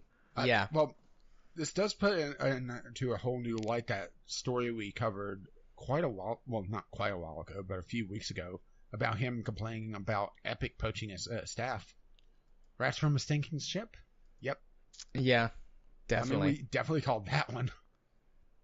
I mean, it's hard to really fault the employees that left and were offered something from Epic and the other companies, assuming that they even sought them out and it wasn't the other way around, which honestly, with everything that's come out about, Radical Heights, especially being a last gasp, frantic, grasping at straws, employees that were paying attention to the company, I do not blame them for leaving at all.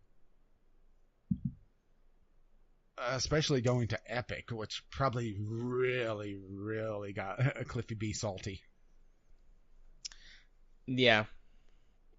But I don't blame him for leaving either. Yeah. I probably would.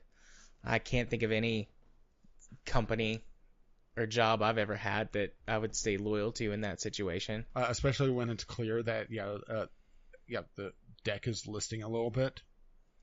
Yeah. I don't think I would leave immediately, but by the point where that they were leaving, I think that they'd stuck it out and hoped for the best and saw. Yeah, they saw the writing on the wall. But yeah. Good luck, guys. I don't think any of you listen to the show, but if you do, good luck. Yeah. I'm sorry for most of the mean things I said. Not all of them. You're not. You're not. Don't lie to them. Okay, I'm sorry I called it Cynical Heights at one time when we're covering its death. Uh-huh. What?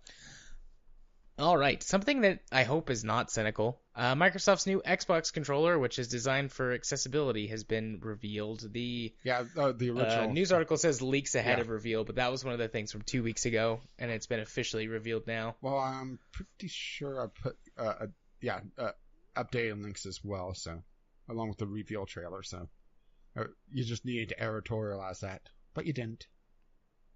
Right. That's effort. This is an interesting. You gonna put out a battle royale now? Yeah, this is an interesting looking thing. It's a great idea. It looks weird, but it looks like a controller from DJ Hero. Yeah, but it's got a lot of things that plug into it. Just the various buttons and things that the controller can do. Really talk about what this is. This is essentially an accessibility device for the Xbox and by extension the PC, with a lot of flexibility on its capabilities. It has on the back of it 3.5mm jacks that you can plug various control mechanisms into to hit the different controller buttons. And it's meant for disabled people to be able to play games again. And it also has 2 giant buttons that are also configurable. Yeah. This is wonderful. One of the things, the more, this sort of morbid thing I've always wondered is, what happened, what would ever happen to me with, gaming being my biggest hobby, if something happened and I wound up disabled or lost an arm or a hand or something. I try not to think about that all the time, but every once in a while, you have those, thoughts about life. Well, one of the YouTubers I watch, Ben Heck, he actually does make disabled accessible controllers, usually single-handed controllers that are an official controller broken down and reconfigured. He's done videos on them several times, and he occasionally sells them. But they're hugely expensive. They're complete custom jobs, and they have to be custom jobs for each individual person because different motor skills or different circumstances. Someone may have lost their left hand. Well, they have to build a right-handed version, or they may have a neurological disorder, so they have less dexterity, so they can't manipulate certain buttons, so they have to do bigger buttons or easier to press buttons. This takes a lot of the effort out of design because everything is essentially plug and play, and it's going to have various additional things you could plug into it that could be different triggers. It could have a straw that you blow into to trigger the button, for example, if someone is completely paralyzed from the neck down. It's a very, very fascinating thing to see a first-party controller like this. Yeah. But I hope this paves the way for other versions or ideas regarding this from Sony and Nintendo and perhaps some of the other larger hardware manufacturers. I'm not quite sure who would pick this up more on the PC side, but Valve, I mean, this is a maybe. Valve, Alienware, maybe Logitech. I'd buy Valve some good PR. Although granted, they still don't need good PR. Like, as much as we rag on them in general, most people don't think they need good PR. Yeah, I mean, Valve does all right in general, but their screw-ups are a lot more high profile. But yeah, I could definitely see someone like a company like Logitech doing it, because I mean, they're close to it with their MMO mice. Yeah, I mean, I'm holding an MMO mouse right now in my hand. Do you want to know where my other hand is? Oh my! But don't tell me, my imagination is doing the work. But it's not a far jump from an MMO mouse to something similar to this on the PC side of things, just because of how configurable it is. Especially with some of the other MMO mice I've seen that actually have the entire side panel swappable to different button configurations. Yeah. So I could definitely see this being a more accessible thing in the future for various companies to look into. And this also could be useful not just for disabled people, but also modders and people that want to build custom control mechanisms, because they could hook it directly into this, because it's a pretty standard 3.5mm jack. Build that steel battalion controller you always wanted. That's an interesting use for it that I hadn't thought of. Well, I was trying to think. That would be cool, though. I was trying to think of something not just for accessibility, but also, something additional to it. And that's the first thing I thought of was modders. Yeah. It's not that expensive either. I mean, it's priced at $100, which is around the price tag of the Xbox Elite controller. Yeah, but this also requires, doesn't require, but it's built around having additional control mechanisms added onto it. Yeah. But I mean, it's not meant to be prohibitively expensive. It's more expensive than their standard controller, which makes sense. This is one larger. It's roughly the size of a keyboard, maybe a little bit thicker. But I mean, it's not something that you hold. You set it on a table and you use it that way. But it's larger, and that makes sense. Because in their demo video or their reveal video, I can't remember which one, but they showed a guy playing it, and he was missing a hand. So he was using one of the giant buttons as like emulating a joystick. Yeah, I mean this. One of the joysticks. This looks a lot better than stuff that Ben Heck did, which I just linked to you. Where he, for example, he has a left-handed Xbox One controller, where he's moved the D-pad and the face buttons to the side of the controller with an additional trigger that you get to manipulate. It's interesting design. It would work, but this thing from Microsoft, I think, would work a lot better overall. Yeah. This is crazy watching him or someone play YouTube with this, or play Halo with this thing. I mean, that's got like a little thing moving on his leg. Yeah, it has a little nub on the bottom of it. Yeah, that's neat. But he's it was a complete custom job to try to make a left-handed or just a right-handed only controller. And this is a lot more of an elegant solution and a lot easier to personalize. Yeah. Which, Interesting. I think that's going to be the big thing for this, is that it opens up the hobby to people that weren't able to do it anymore. Because you were talking about becoming disabled, and that can hit you just rather suddenly. Believe me, I know. Yeah. You have an accident or a weird disease or cancer or something. I mean, if I get like cancer in my arm, fuck it, cut it off. I mean, I don't want to lose my arm, but my life's not worth it. And that's the easiest way to get rid of cancer is to essentially, if you can, hack off the body part where it came up. Yeah, it works like that in RimWorld. But gaming is a medium that requires a certain amount of dexterity. For the most part, there are genres that don't require that.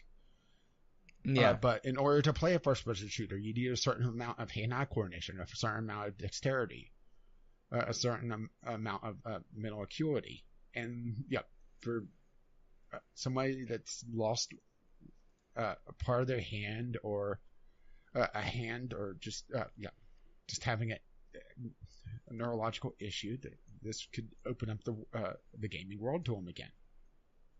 Yeah. And I think that's great. Good job, Microsoft. You did a good thing. You did a good. Yeah, and I really like that they are not making this a proprietary control system. It's running the X input system, so this is still viewed as an Xbox controller. So it could work on Windows pretty much immediately. It's just they're going to have custom control drivers for Windows later on to be able to program it a little bit easier. That's at least what I've believe I've read on this. But yeah, good on Microsoft. I'm hoping to see more of these in the future from the big console manufacturers. I think Nintendo is going to be the last one, honestly. Nintendo's usually the last one on stuff like that. Well, they'll be the first to innovate. Well, Nintendo has a weird control mechanism to begin with.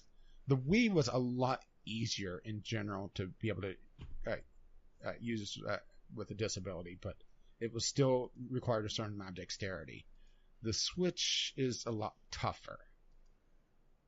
Yeah. So I think Sony is probably going to take note of this if they have it already and have it in development. Yeah. So, I think they will. Anything else? I mean, do you think this would be useful for your profession, for therapy, to make video gaming a little bit easier so it's not as required for a certain amount of hand-eye coordination? Make it a little bit easier just in general? Because I know you use gaming in therapy sometimes. Yeah, I use gaming in therapy pretty frequently, honestly, but probably I just don't have any personal experience working with... Well, I wasn't talking about specifically disabled people, but being able to have a controller that's a lot easier to handle for someone that's not used to a game. Yeah, it would be helpful. Most people can pick up and use a controller for pretty simple stuff, but anything too complicated, if they don't have a history of gaming, you run the risk of them being frustrated at it. And you don't put me in a first-person shooter trying to use a controller. Yeah. But, so yeah, this could definitely be helpful in that respect. I don't know. I'd have to give it a try. I wonder if I could expense this for my new clinic. It's for therapy, I promise. Maybe I'll try it later after I've been there for a little while. Okay, we understand it's for therapy, but why do you have the codpiece controller? Yes. Yes, I do have that controller. All right. Next news topic. Let me scroll back up here. Some net neutrality news. Yeah, this is something that we never actually covered, I don't think, because this happened in an odd week for us, the decision, and we just kept pushing it back. So, do we want to go for an overall thing on what is net neutrality first? We can. I mean, I would say most people in our audience know. We've definitely talked about that before. What is net neutrality? yeah. I mean, just very briefly, very in general, net neutrality is the idea of a free and open internet where that nothing has priority. Your ISP, Internet Service Provider, can't prioritize certain content over other content. They have to give you everything at the same rate. Or more importantly, Technically, can't priorities throttle certain content over other content. Right. That is a better way to say what I said at the same rate. They're just in case anyone's wondering, there is priority content that exists, like hospitals, for example. Their traffic is prioritized over your gaming or whatever. But that makes sense to me. So it's that those are okay preference or okay, okay, preferential content treatment. But beyond that, like if you want to watch videos on YouTube, your ISP, for example, if they're Comcast, can't throttle that content, so it's basically unwatchable, point you towards their service. So they can't say, "Hey, we have an understaken Hulu. Why don't you try them instead?" Yeah. Which the guy with the most punchable face in, well, at least his division of government, Ajit Pai, put out some rather cringy videos, essentially saying, hey, you can still do all the things you want without net neutrality because it wasn't important beforehand, completely negating the fact that the reason why net neutrality was put in place in the first place was that Comcast and a lot of the big ISPs were throttling BitTorrent traffic and were actually being actively sued by users. Yep. So, anyways, the FCC voted to remove the net neutrality rules that were enacted under the Obama administration. And that was set to take place soon. Yeah, it was supposed to take place next month, June 11th. Right. In the Senate last week, there was a vote, and the Senate voted to suspend the suspension of the rules. Yeah, there's a thing in place where policy rulings can be overridden by the government. And up until recently, it's been rarely used, but lately it's been used quite a bit. And this is one of those cases where it's actually a fairly decent thing. So the House now must pass this, and then it goes, to the president. Yeah. It's extremely unlikely that the House will also pass this, and if they do, it's extremely likely that the president will veto this. Yeah, which... but for the time being, everything's on pause. Yeah. Which this has been voted essentially along party lines, with a couple of Republicans crossing over to vote in favor of reinstating. That's the only reason why it passed in the first place. Yep. And I believe the House of Representatives has a lot wider division between the parties. Yeah. If memory serves correctly, I may be mistaken on that.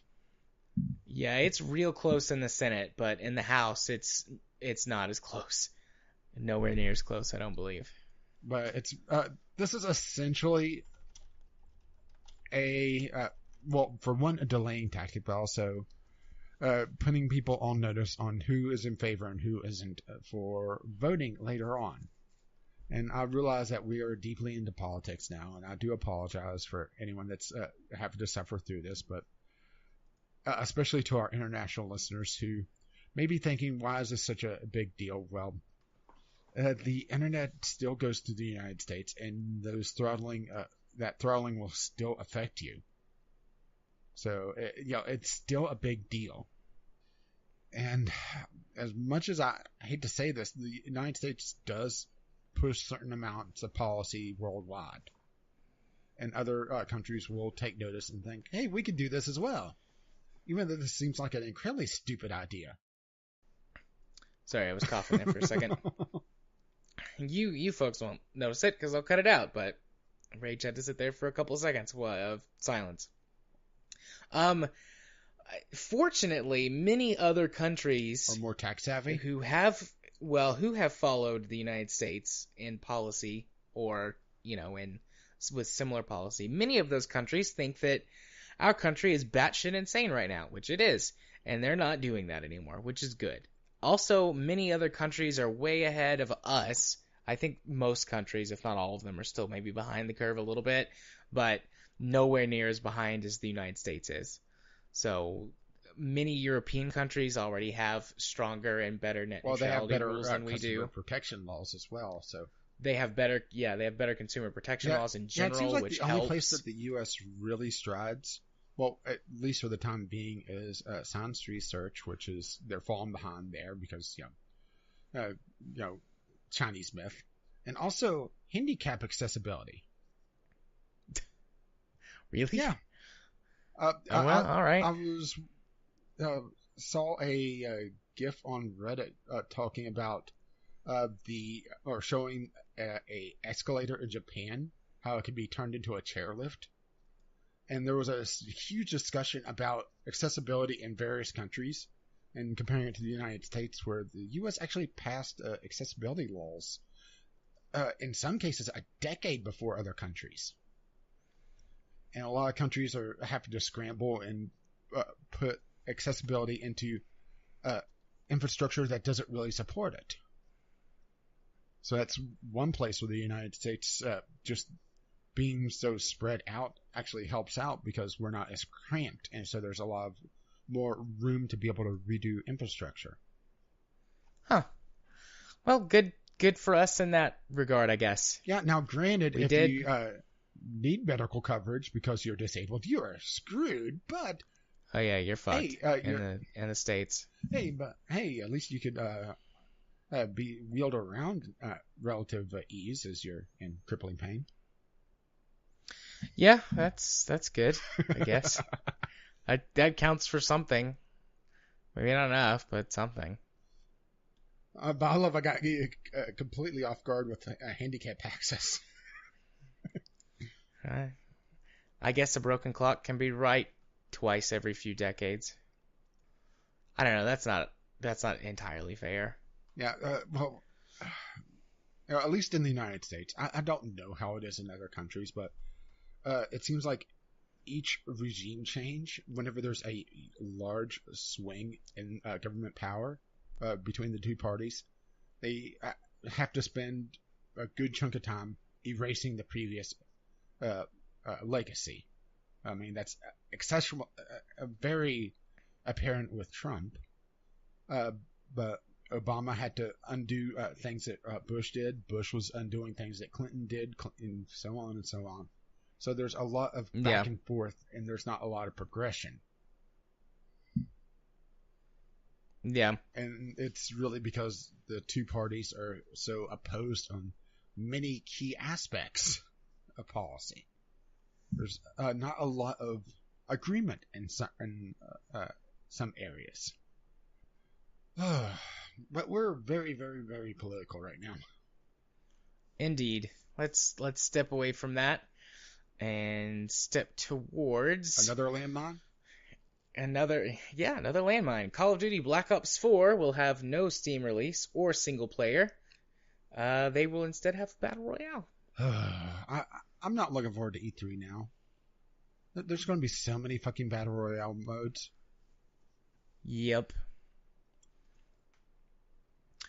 There are many people who don't play the single player campaign in Call of Duty. That's fair. But upon watching Young Ye's video where he looked at specifically the PlayStation stats for a couple of the Call of Duty games. I don't video. I'll do that now though. I don't remember which games he looked at. I know he looked at World War II, the most last recent Black Ops game, I believe. Okay. But I mean, it's still something like 50% of players play enough of the campaign to get the trophy or the achievement for completing the first mission, and something like 25% of players overall complete the entire campaign,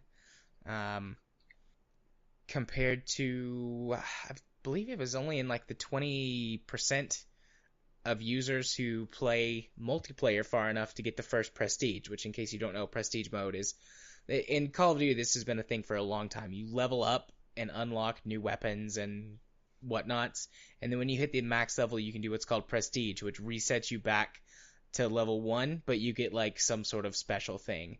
It's been like icons in the past, like, or special skins for weapons, that sort of thing. And only something like it was around 20 to 25% of players had actually prestiged, and he said that those would probably be your core audience that you're going after. Yeah, I just dropped the so link they're cutting out, so it'll be in the show notes.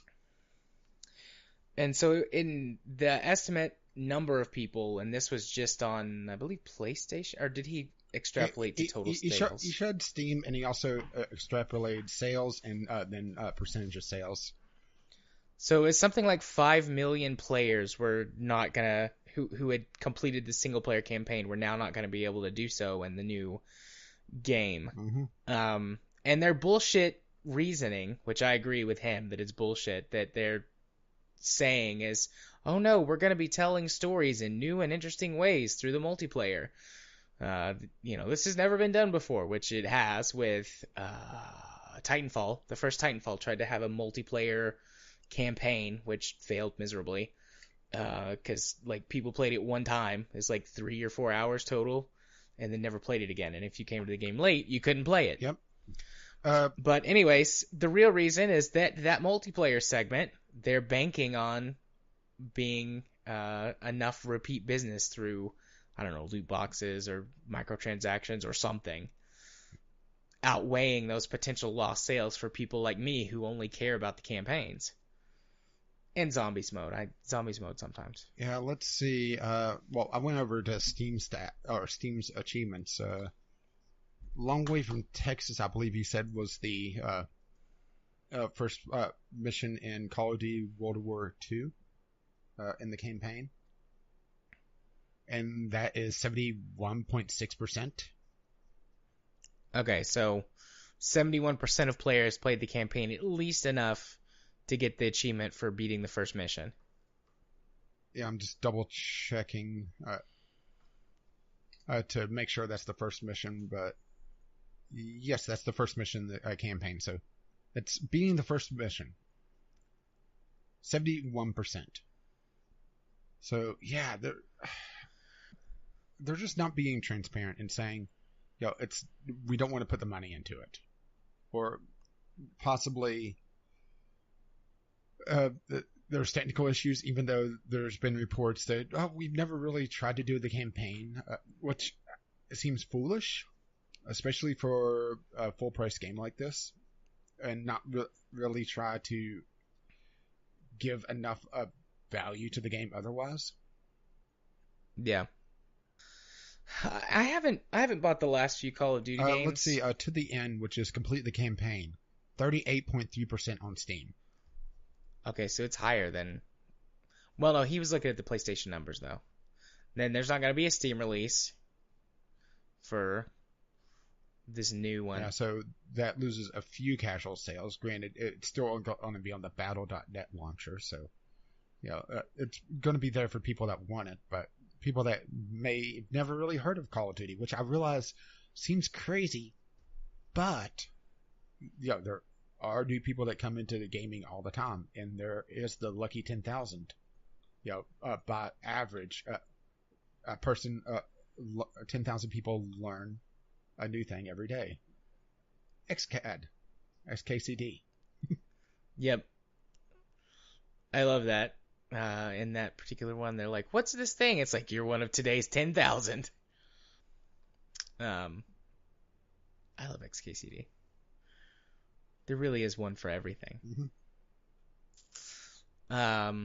Anyways, though, yeah, I haven't bought the last few Call of Duties. The last one the most recent one that I own is Advanced Warfare, and I got that one as a Christmas present or a birthday present from my mom a couple of years ago. The only one I have is Kyle sent it to me to play Zombies mode, and I just did not care for it. Yeah, the original Black Ops. Which, I mean, I liked the campaign well enough in Advanced Warfare. It was fine, but I never touched the multiplayer because I don't give a shit about multiplayer.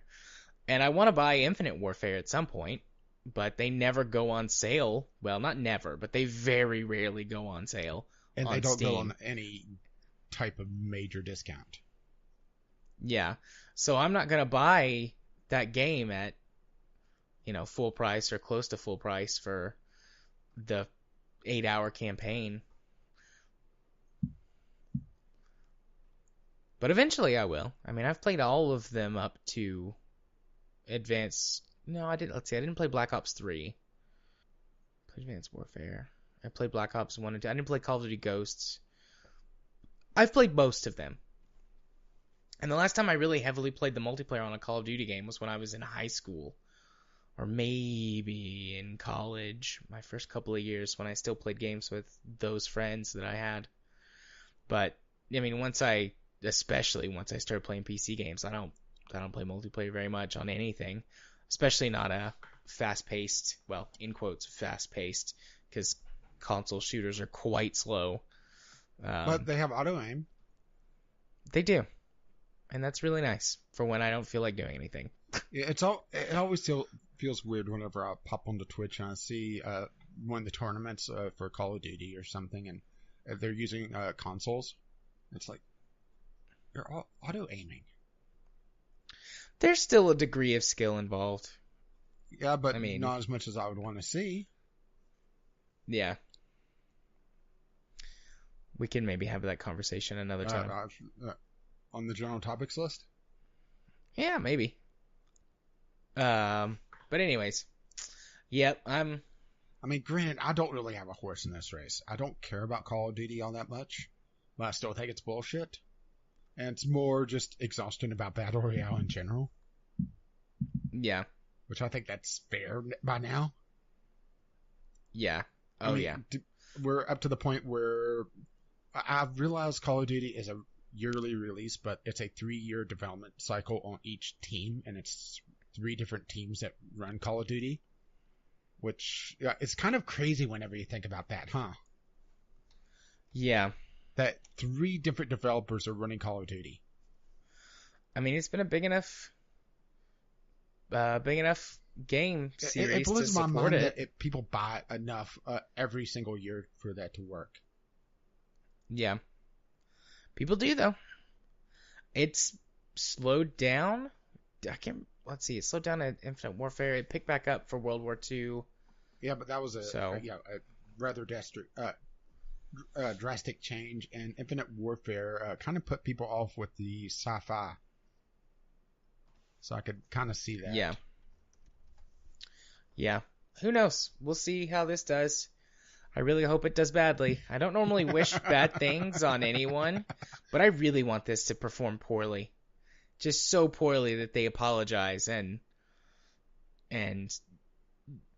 release a single-player campaign and they never do this again. I doubt it'll happen. I really doubt it will. They're not, but, if there's an apology, it'll be a Bungie-esque apology. We're sorry. We're listening to your feedback. The apology cycle. Yeah. But, a man can dream, right? Yeah, I guess so. Speaking of dreams. Already, indeed, on to the final news topic of the week. The adventure game To the Moon is being adapted into an animated feature film. Yeah, this is a little fluff piece, mostly because we both really enjoyed To the Moon. Yep, I can hear the song now.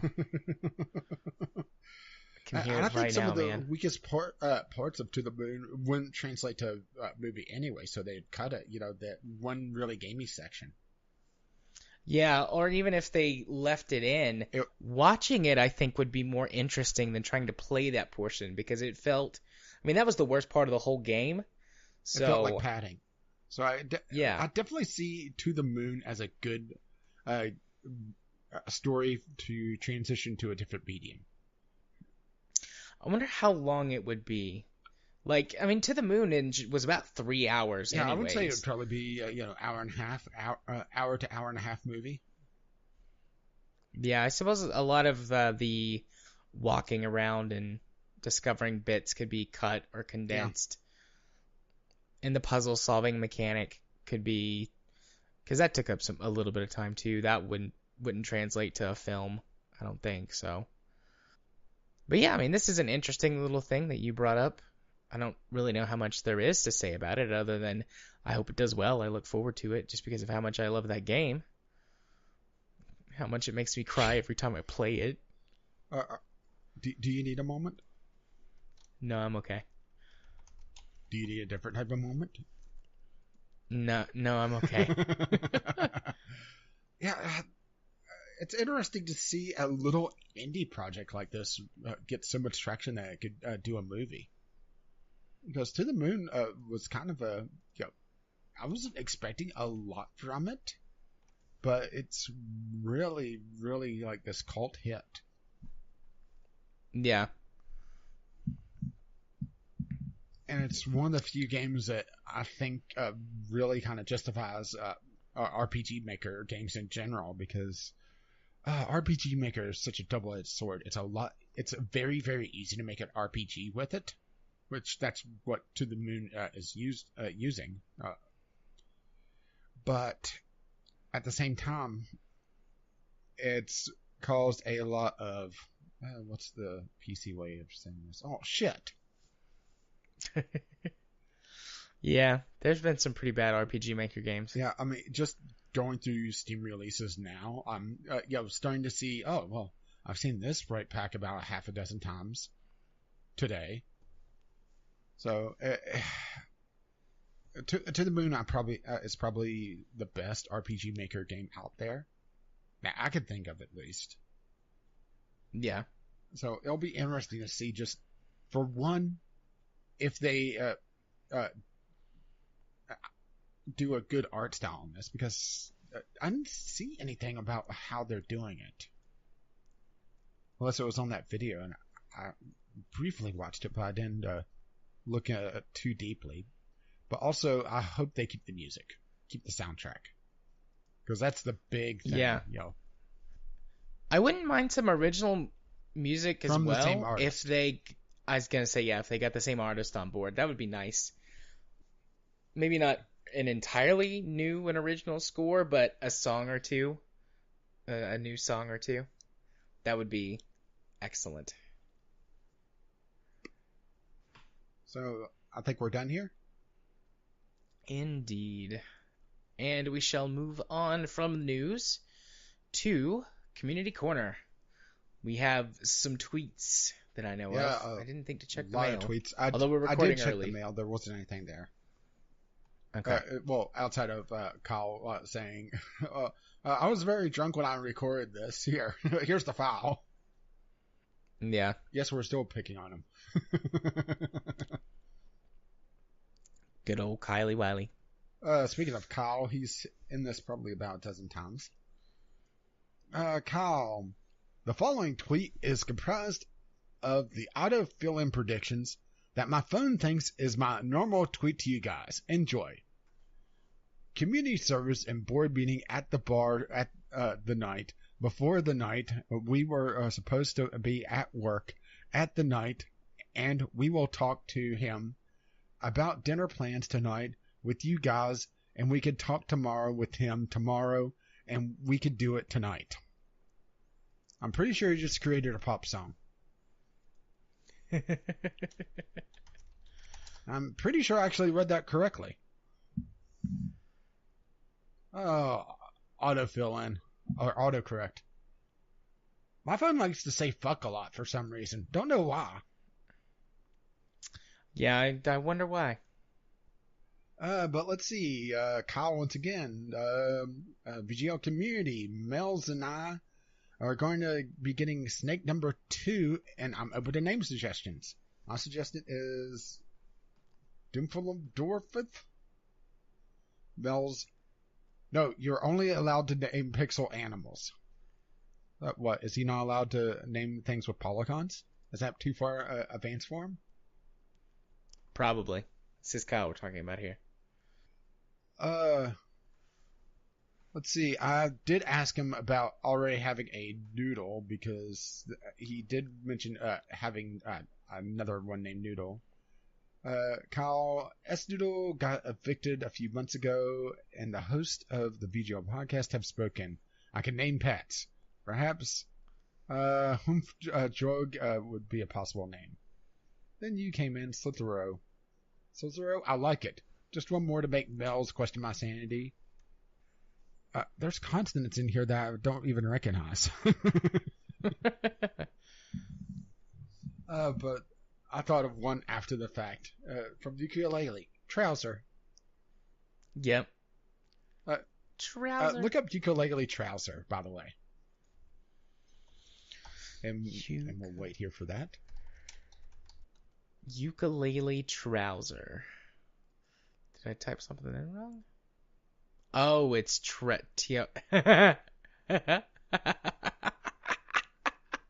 I see somebody found the picture. Oh. Do you wish to describe it? That's adorable.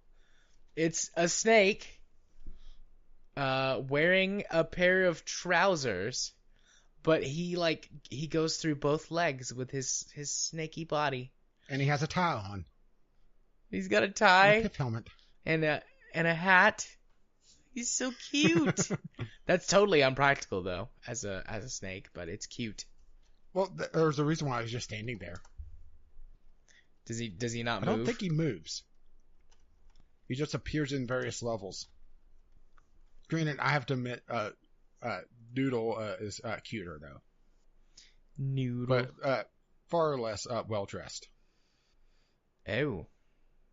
Yeah, I've scrolled too far on the Google image search. You've gone too far. You've dug too deep and too greedily. Yep, I've gone too far. That's enough internet for today.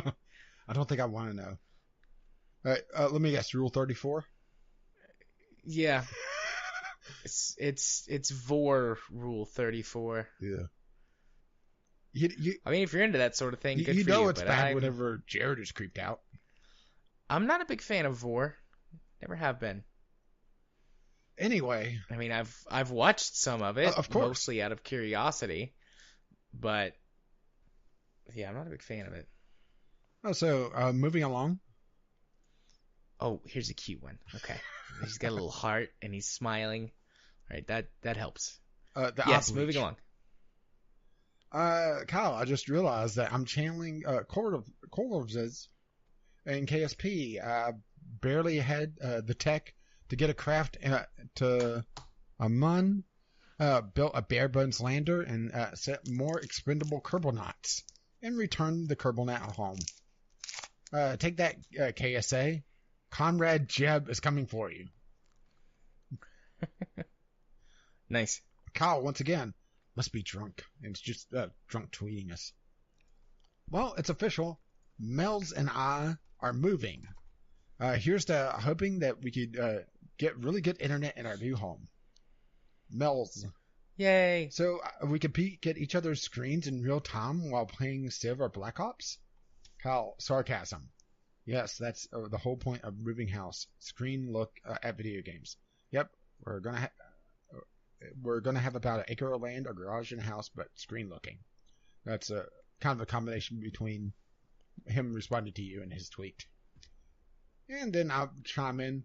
Mel's already talking about cheating? Shame. Mel's just in Civ, probably. Mostly to make sure his deep state spies aren't stealing my Sistine Chapel ceiling. And then Kyle tweets about him totally not having spies, and be sure to have the spies come back home. Oh, things are very lovely over at VGL Podcast on the Twitter. Or if you wish to scare the moths, VGLpodcast@gmail.com. And just something I'm going to throw in there, a hearty future nuptials for the two of you, and congrats on getting a home. I can't remember if you told me you bought it or if you were renting it, but regardless. Yes. Congratulations. Congratulations. Being a homeowner is pretty cool. There's also a lot of bullshit that goes along with it, but it's pretty cool. You know what else is pretty cool? The doobly-doo. For the Discovery Queue. And I got something interesting right away, and actually fairly fitting. Okay. Let me scroll up to the proper place. Scroll down to the proper place because I overshot it. House Flipper. Oh, I've seen that. That doesn't look good. It has I have a curiosity about it. It could be either very good or very bad. It's about going into these rather crappy homes, fixing them up, and reselling them on the market. And there's been some back and forth on just people talking about it. I think there's going to be a certain subset that will really enjoy this. The type that liked Versura Cleaner, where you're just cleaning up all the gore after this terrible fight or various things. Yeah. I think that's the type of people that would really like this. Or, people that like the simulation style things or really like these home flipper shows. So I definitely see the appeal of it. It's just, if it's any good or not. And it does have pretty high ratings overall, with some people talking about, it being a little shallow overall, but for a game to just mess around with, it could be fun. Maybe. If I got it for free, I'd play it, but I don't think I'd buy it. I got an interesting game that I don't know how I missed, because it's almost a year old at this point, but I love stuff like this. Albion Online. Fantasy MMO with extremely highly player-driven content, including economy, classes combat.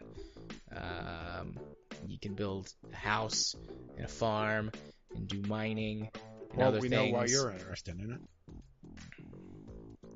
It's a one-time purchase, it looks like. $20. It's been out for like a year. Premium. It's one of those things that does premium time. So you buy the game, and then you can. Yeah, it looks like it's a temporary premium as well. 60 additional days of premium status, exclusive avatars and cosmetics. So yeah. I'll look more into this and see how bullshitty it is, but I'm interested in the concept. Oh, wait. What is this? That's a mech on the. Well, we lost him, so I'll move on. To Wizard of Legend, roguelite wizard combat game. Think sort of Binding of Isaac-esque, or your typical roguelite only with wizards and magical nonsense. It looks actually fairly impressive on its pixel art. It's not an early access game either, so it's fully released. Which is actually a rarity for these, now that I think about it. How often do you see roguelites in early access?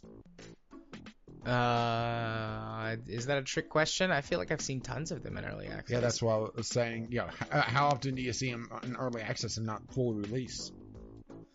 All the time. So yeah, that's actually very interesting that it's full release.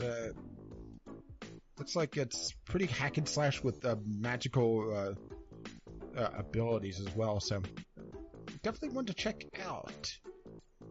Fairly highly rated. Okay. So this is called Melting World. Oh, I just came Online. across that. Okay. It looks like. The first thing I see is a mech. It's like, oh no. Yeah, this looks to be some and I just sort got of Albion Online as well. More heavily XCOM inspired, like classic XCOM inspired turn-based mech game. It just says available Q2 2018, so that would be soon, unless they're going by fiscal quarter, in which case that would be in the fall, late summer, early fall. But there's not a ton of information here. But still, I'm interested.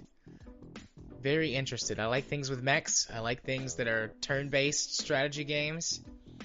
You're the mech, baby. 2018. Something redeemable in this dark world. Well, how could it be such a dark world when there's Little Witch Academia Chamber of Time on Steam? Oh my. This is a tie-in game to the anime Little Witch Academia, which actually has a very old art style to it. And it, for the most part, actually looks quite a bit like the show, which is rather impressive with some of the anime games coming out nowadays, how much they could mirror the look of the show. All right. Yeah, it doesn't. It's not a bad looker. Little Witch Academia is essentially Harry Potter Japanese style with female protagonists. As you do in Japan. And it's actually a fairly good show overall. I just haven't sat down and watched all of it. And this looks like it's a pretty solid tie-in to it. I'm trying to find if this is just a JRPG or if it's more of a life sim. It looks like RPG elements with side-scrolling action allows fans to level up their characters and find drops to enhance builds while exploring. So, roguelike? It doesn't really cover what genre this is. And I hear you chuckling, so I don't know. Yeah, I found something cute. Machiavellian. Machiavellian is an evil mansion management and strategy game inspired by Dungeon Keeper, Prison Architect, and all of the horror movie cliches. Build your own manor, raise your monsters, set up your traps, and exterminate your victims. But to gain reputation, you have to slay by the horror movie rules. It's a cute art style with like a really dark theme. I like it. Yeah, so this is sort of I almost want to say like Theme Hospital / Evil Genius. Yeah. Yeah, I could see that combination. So I got one also. My queue's been pretty chock full of good things, even though you've stolen a couple of them. Forgotten Anne. A very, very impressive looking 2D platformer. Looks like puzzle platformer from the Steam tags. Where you're in this, looks like steampunk world? I mean, that is some impressive art on that. Take a look at that. Where everything is lost in... Made a link for it. Huh. That's neat. Yeah, I mean, that is some rather impressive looking art, and looks like some rather good cutscenes on it as well. I'm just trying to find any more information about this. Uncover Forgotten's mysteries and harness magical forces as you embark upon a quest to return home. Rather impressive looking. That's definitely one to pick up. Oh, it's published by Square Enix. I missed that. Huh. Well, good for them. They did something good. Yeah. I wonder how much of a mess the port is. I guess we'll find out. I just got Machiavellian. So I got another one that looks interesting. Slipstream. It's a racing game that is inspired by / designed to look like arcade racing games from the I saw that in the 90s. This looks really interesting. I was always a big fan of this type of game. As long as it plays well. Yeah, racing games interesting. Racing games is really coming along throughout our lifetimes, huh? I was just thinking about that the other day while playing Euro Truck, and was just thinking about the difference between the extremely old DOS era Test Drive and Euro Truck, and just how it was essentially, you know, just watching the movie play over the screen, and maybe some sound effects to full simulation. Yeah. But yeah, that looked interesting. I'll keep my eye on it. And I got another live one. See if I can get a key mailer. I'm done with my queue. I just wrapped it up. I got Anne. Yeah, I got 3 more after this. Cubots: The Origins. It looks like another adventure / technically not, but platformer-esque game. Very interesting looking. It's a little hard to tell what this game actually is, though, just from the screenshots. I'm just taking a quick look at the trailer. It's like a sort of open world platformer, puzzle platformer adventure game with rolling a block around as the protagonist. Interesting. I'm just looking at some of the puzzles in the trailer, and that is could possibly be a little finicky, but with how the protagonist is a cube, everything is very grid-based, so it could definitely work. Yeah, it's only $3 too. Very cheap game. Okay, moving along. Ooh. Another very cheap game, which I'll throw on because it looks interesting. Fantasy Versus. This is a 4v4 multiplayer battle arena thing. Looks almost Dota-ish with some of the screenshots where you're having to protect towers. But it's not listing MOBA as a genre. It lists anime as a genre. Interesting looking. I've seen something like this before. Doesn't look like it has many. This looks familiar. familiar. Doesn't have many reviews. But yeah, that definitely looks MOBA-esque, where you're having to attack various towers, or if not MOBA, tower defense. But what looks like attack different towers to gain territory in 4v4 matchups. A problem with this is, of course, getting the player base. It looks like they have servers in the U.S., Europe, and Japan. So, if you're in Oceania, you're fucked. Or if you're anywhere away from Amsterdam, you're kind of fucked. Or in the western half of the U.S. It's so tough to launch a multiplayer-focused game on Steam, particularly indie only. And got another interesting one. Why do I keep getting better cues than you? Because I've been through more games on Steam than you have. TEST, or Test Expected Behavior. 3D sci-fi 3D puzzle quest. And this looks very, very Portal-esque. I think I have a demo for this, but I realized it was a demo, so I didn't do it for a Sunday sampler. Where, this looks so Portal-esque. And we've seen close to Portal, but we haven't seen anything that's really, really been able to capture Portal. See, 119 levels, time manipulation, curved space. So they're definitely going full hog here, huh? Sounds that way. Non-linear level maps, so that could be interesting. Definitely something to look at. And my last one is also something that looks interesting. Oh.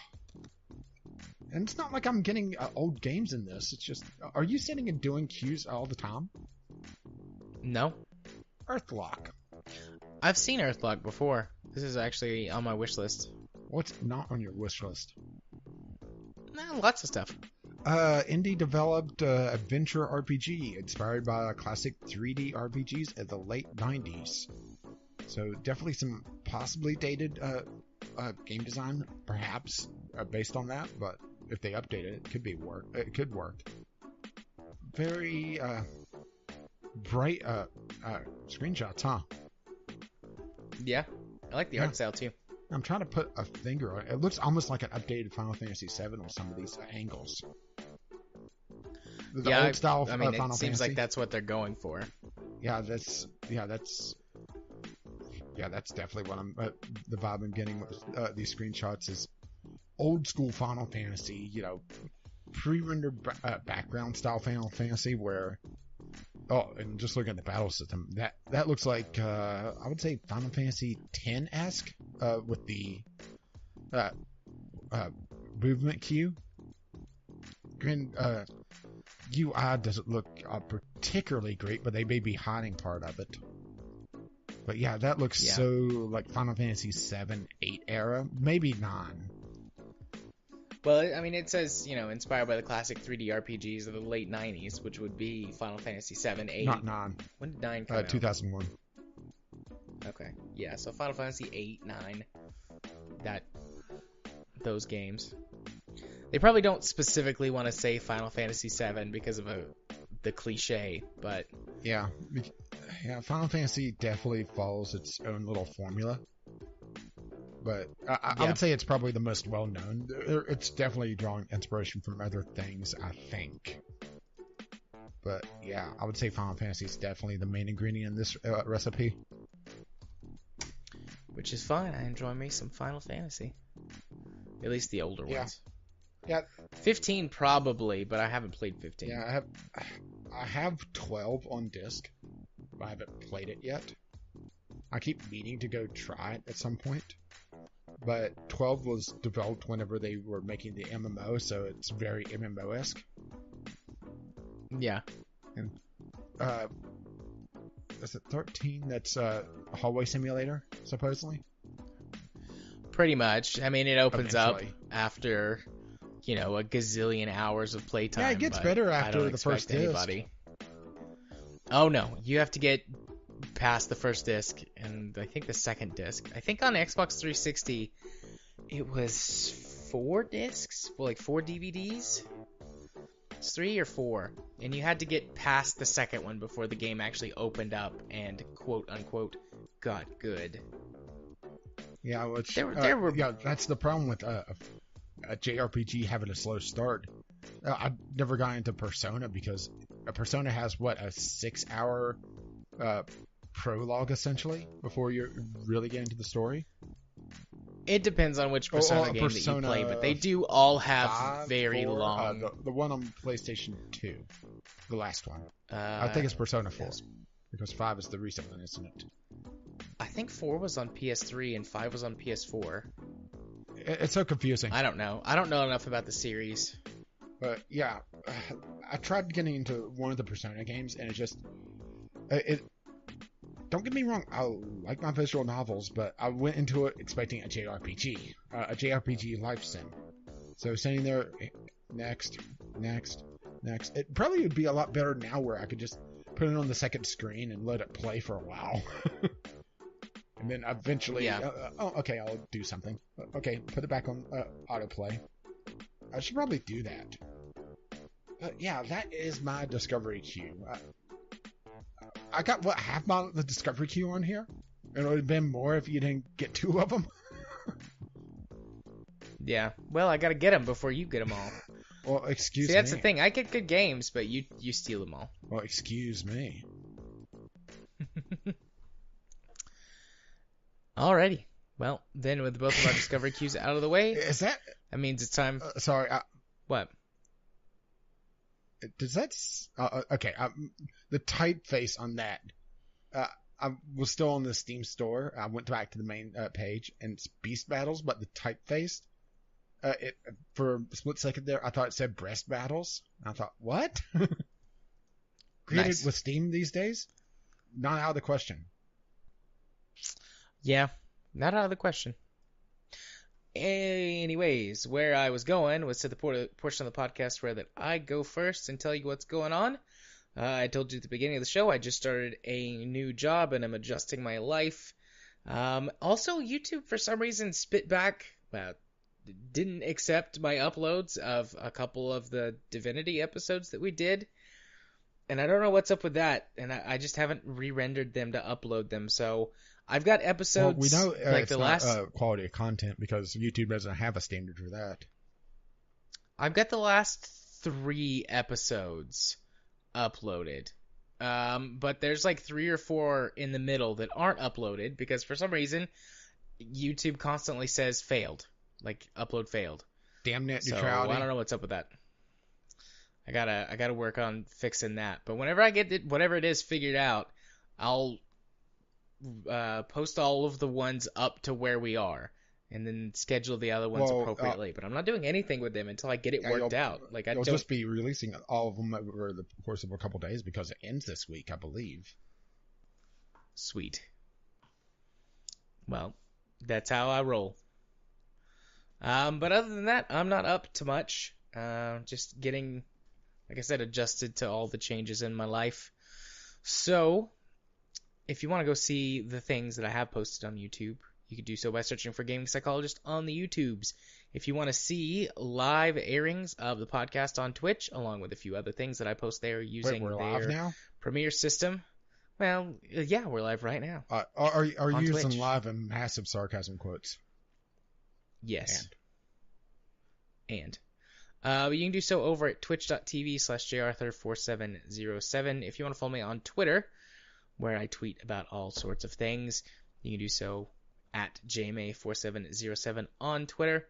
And if you want to be my friend on Steam and just chat about things in life and video games, or if you ever feel like you just need somebody to talk to, you can do so by sending me a friend request. My Steam username is jarthur4707.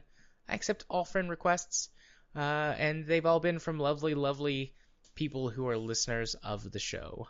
And if you wish to let them know exactly what episode of the podcast you're coming from, the password for this week is Abomination. Abomination. Nice. And that's a great shout out to, those chuckle fucks. Nice. So my channel.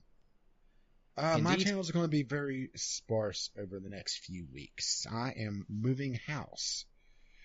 And the original plan was to build up a backlog of my content to, have it kind of coast along. But 2 series ended in the same damn week. And in order to replace them, it would be a huge scramble. So, the plan right now is I have RimWorld in backlog for the next couple weeks. I'm going to do one more recording to get another week or so to be able to get a little bit more breathing room. And it's going to be pretty much RimWorld 2 nights a week with one more Sunday sampler, then hopefully just 1 week of silence, then we'll pick back up. At least that's the game plan right now. So if anybody wants to get me a housewarming gift, feel free. But yeah, that kind of knew this was coming, but the actual moving day was rather sudden. So yeah, didn't plan it out nearly as well as I'd hoped, just because I was planning on content to continue on. But to be fair, Divinity kind of was winding down anyway, and we could replace it with something else, but it's a scramble to do so and get enough content done. And especially, Jared was also going to have issues this week, possibly. And it wasn't going to work out well. And, trying to scramble for the other series, it just didn't make sense. So, a little bit off time for me. Maybe. I am going to work on some other things off channel, though. So, I'm not going to be completely lazy. Most likely. Maybe. But if you wish to see the RimWorld content that I have backed up, you can do so Gaming with Caffeine Rage, or you can see me tweet on Twitter, as I'm probably going to be very bored setting up house. Gaming with a CR.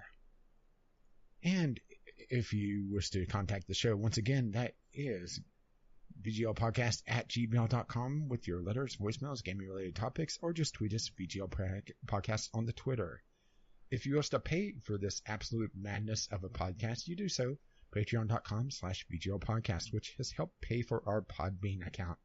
VGLpodcast.podbean.com, which hosts the RSS feed, the show notes, or you can just go to iTunes, Google Play, Stitcher, wherever Jared shoved us, which we are now getting a letter from Morality and Media saying don't put us there anymore.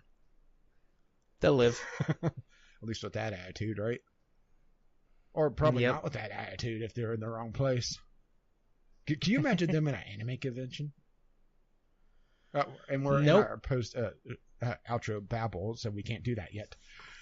Because I haven't said our intro and outro music is On the Ground by Kevin McLeod, and Doobly Doo is our Discovery Cube music by the same artist. His work can be found at incompetech.com, and... as always, as his lovely music starts to roll across my voice. Bye-bye. So, should we ship them to an anime convention? Bye-bye. Yeah.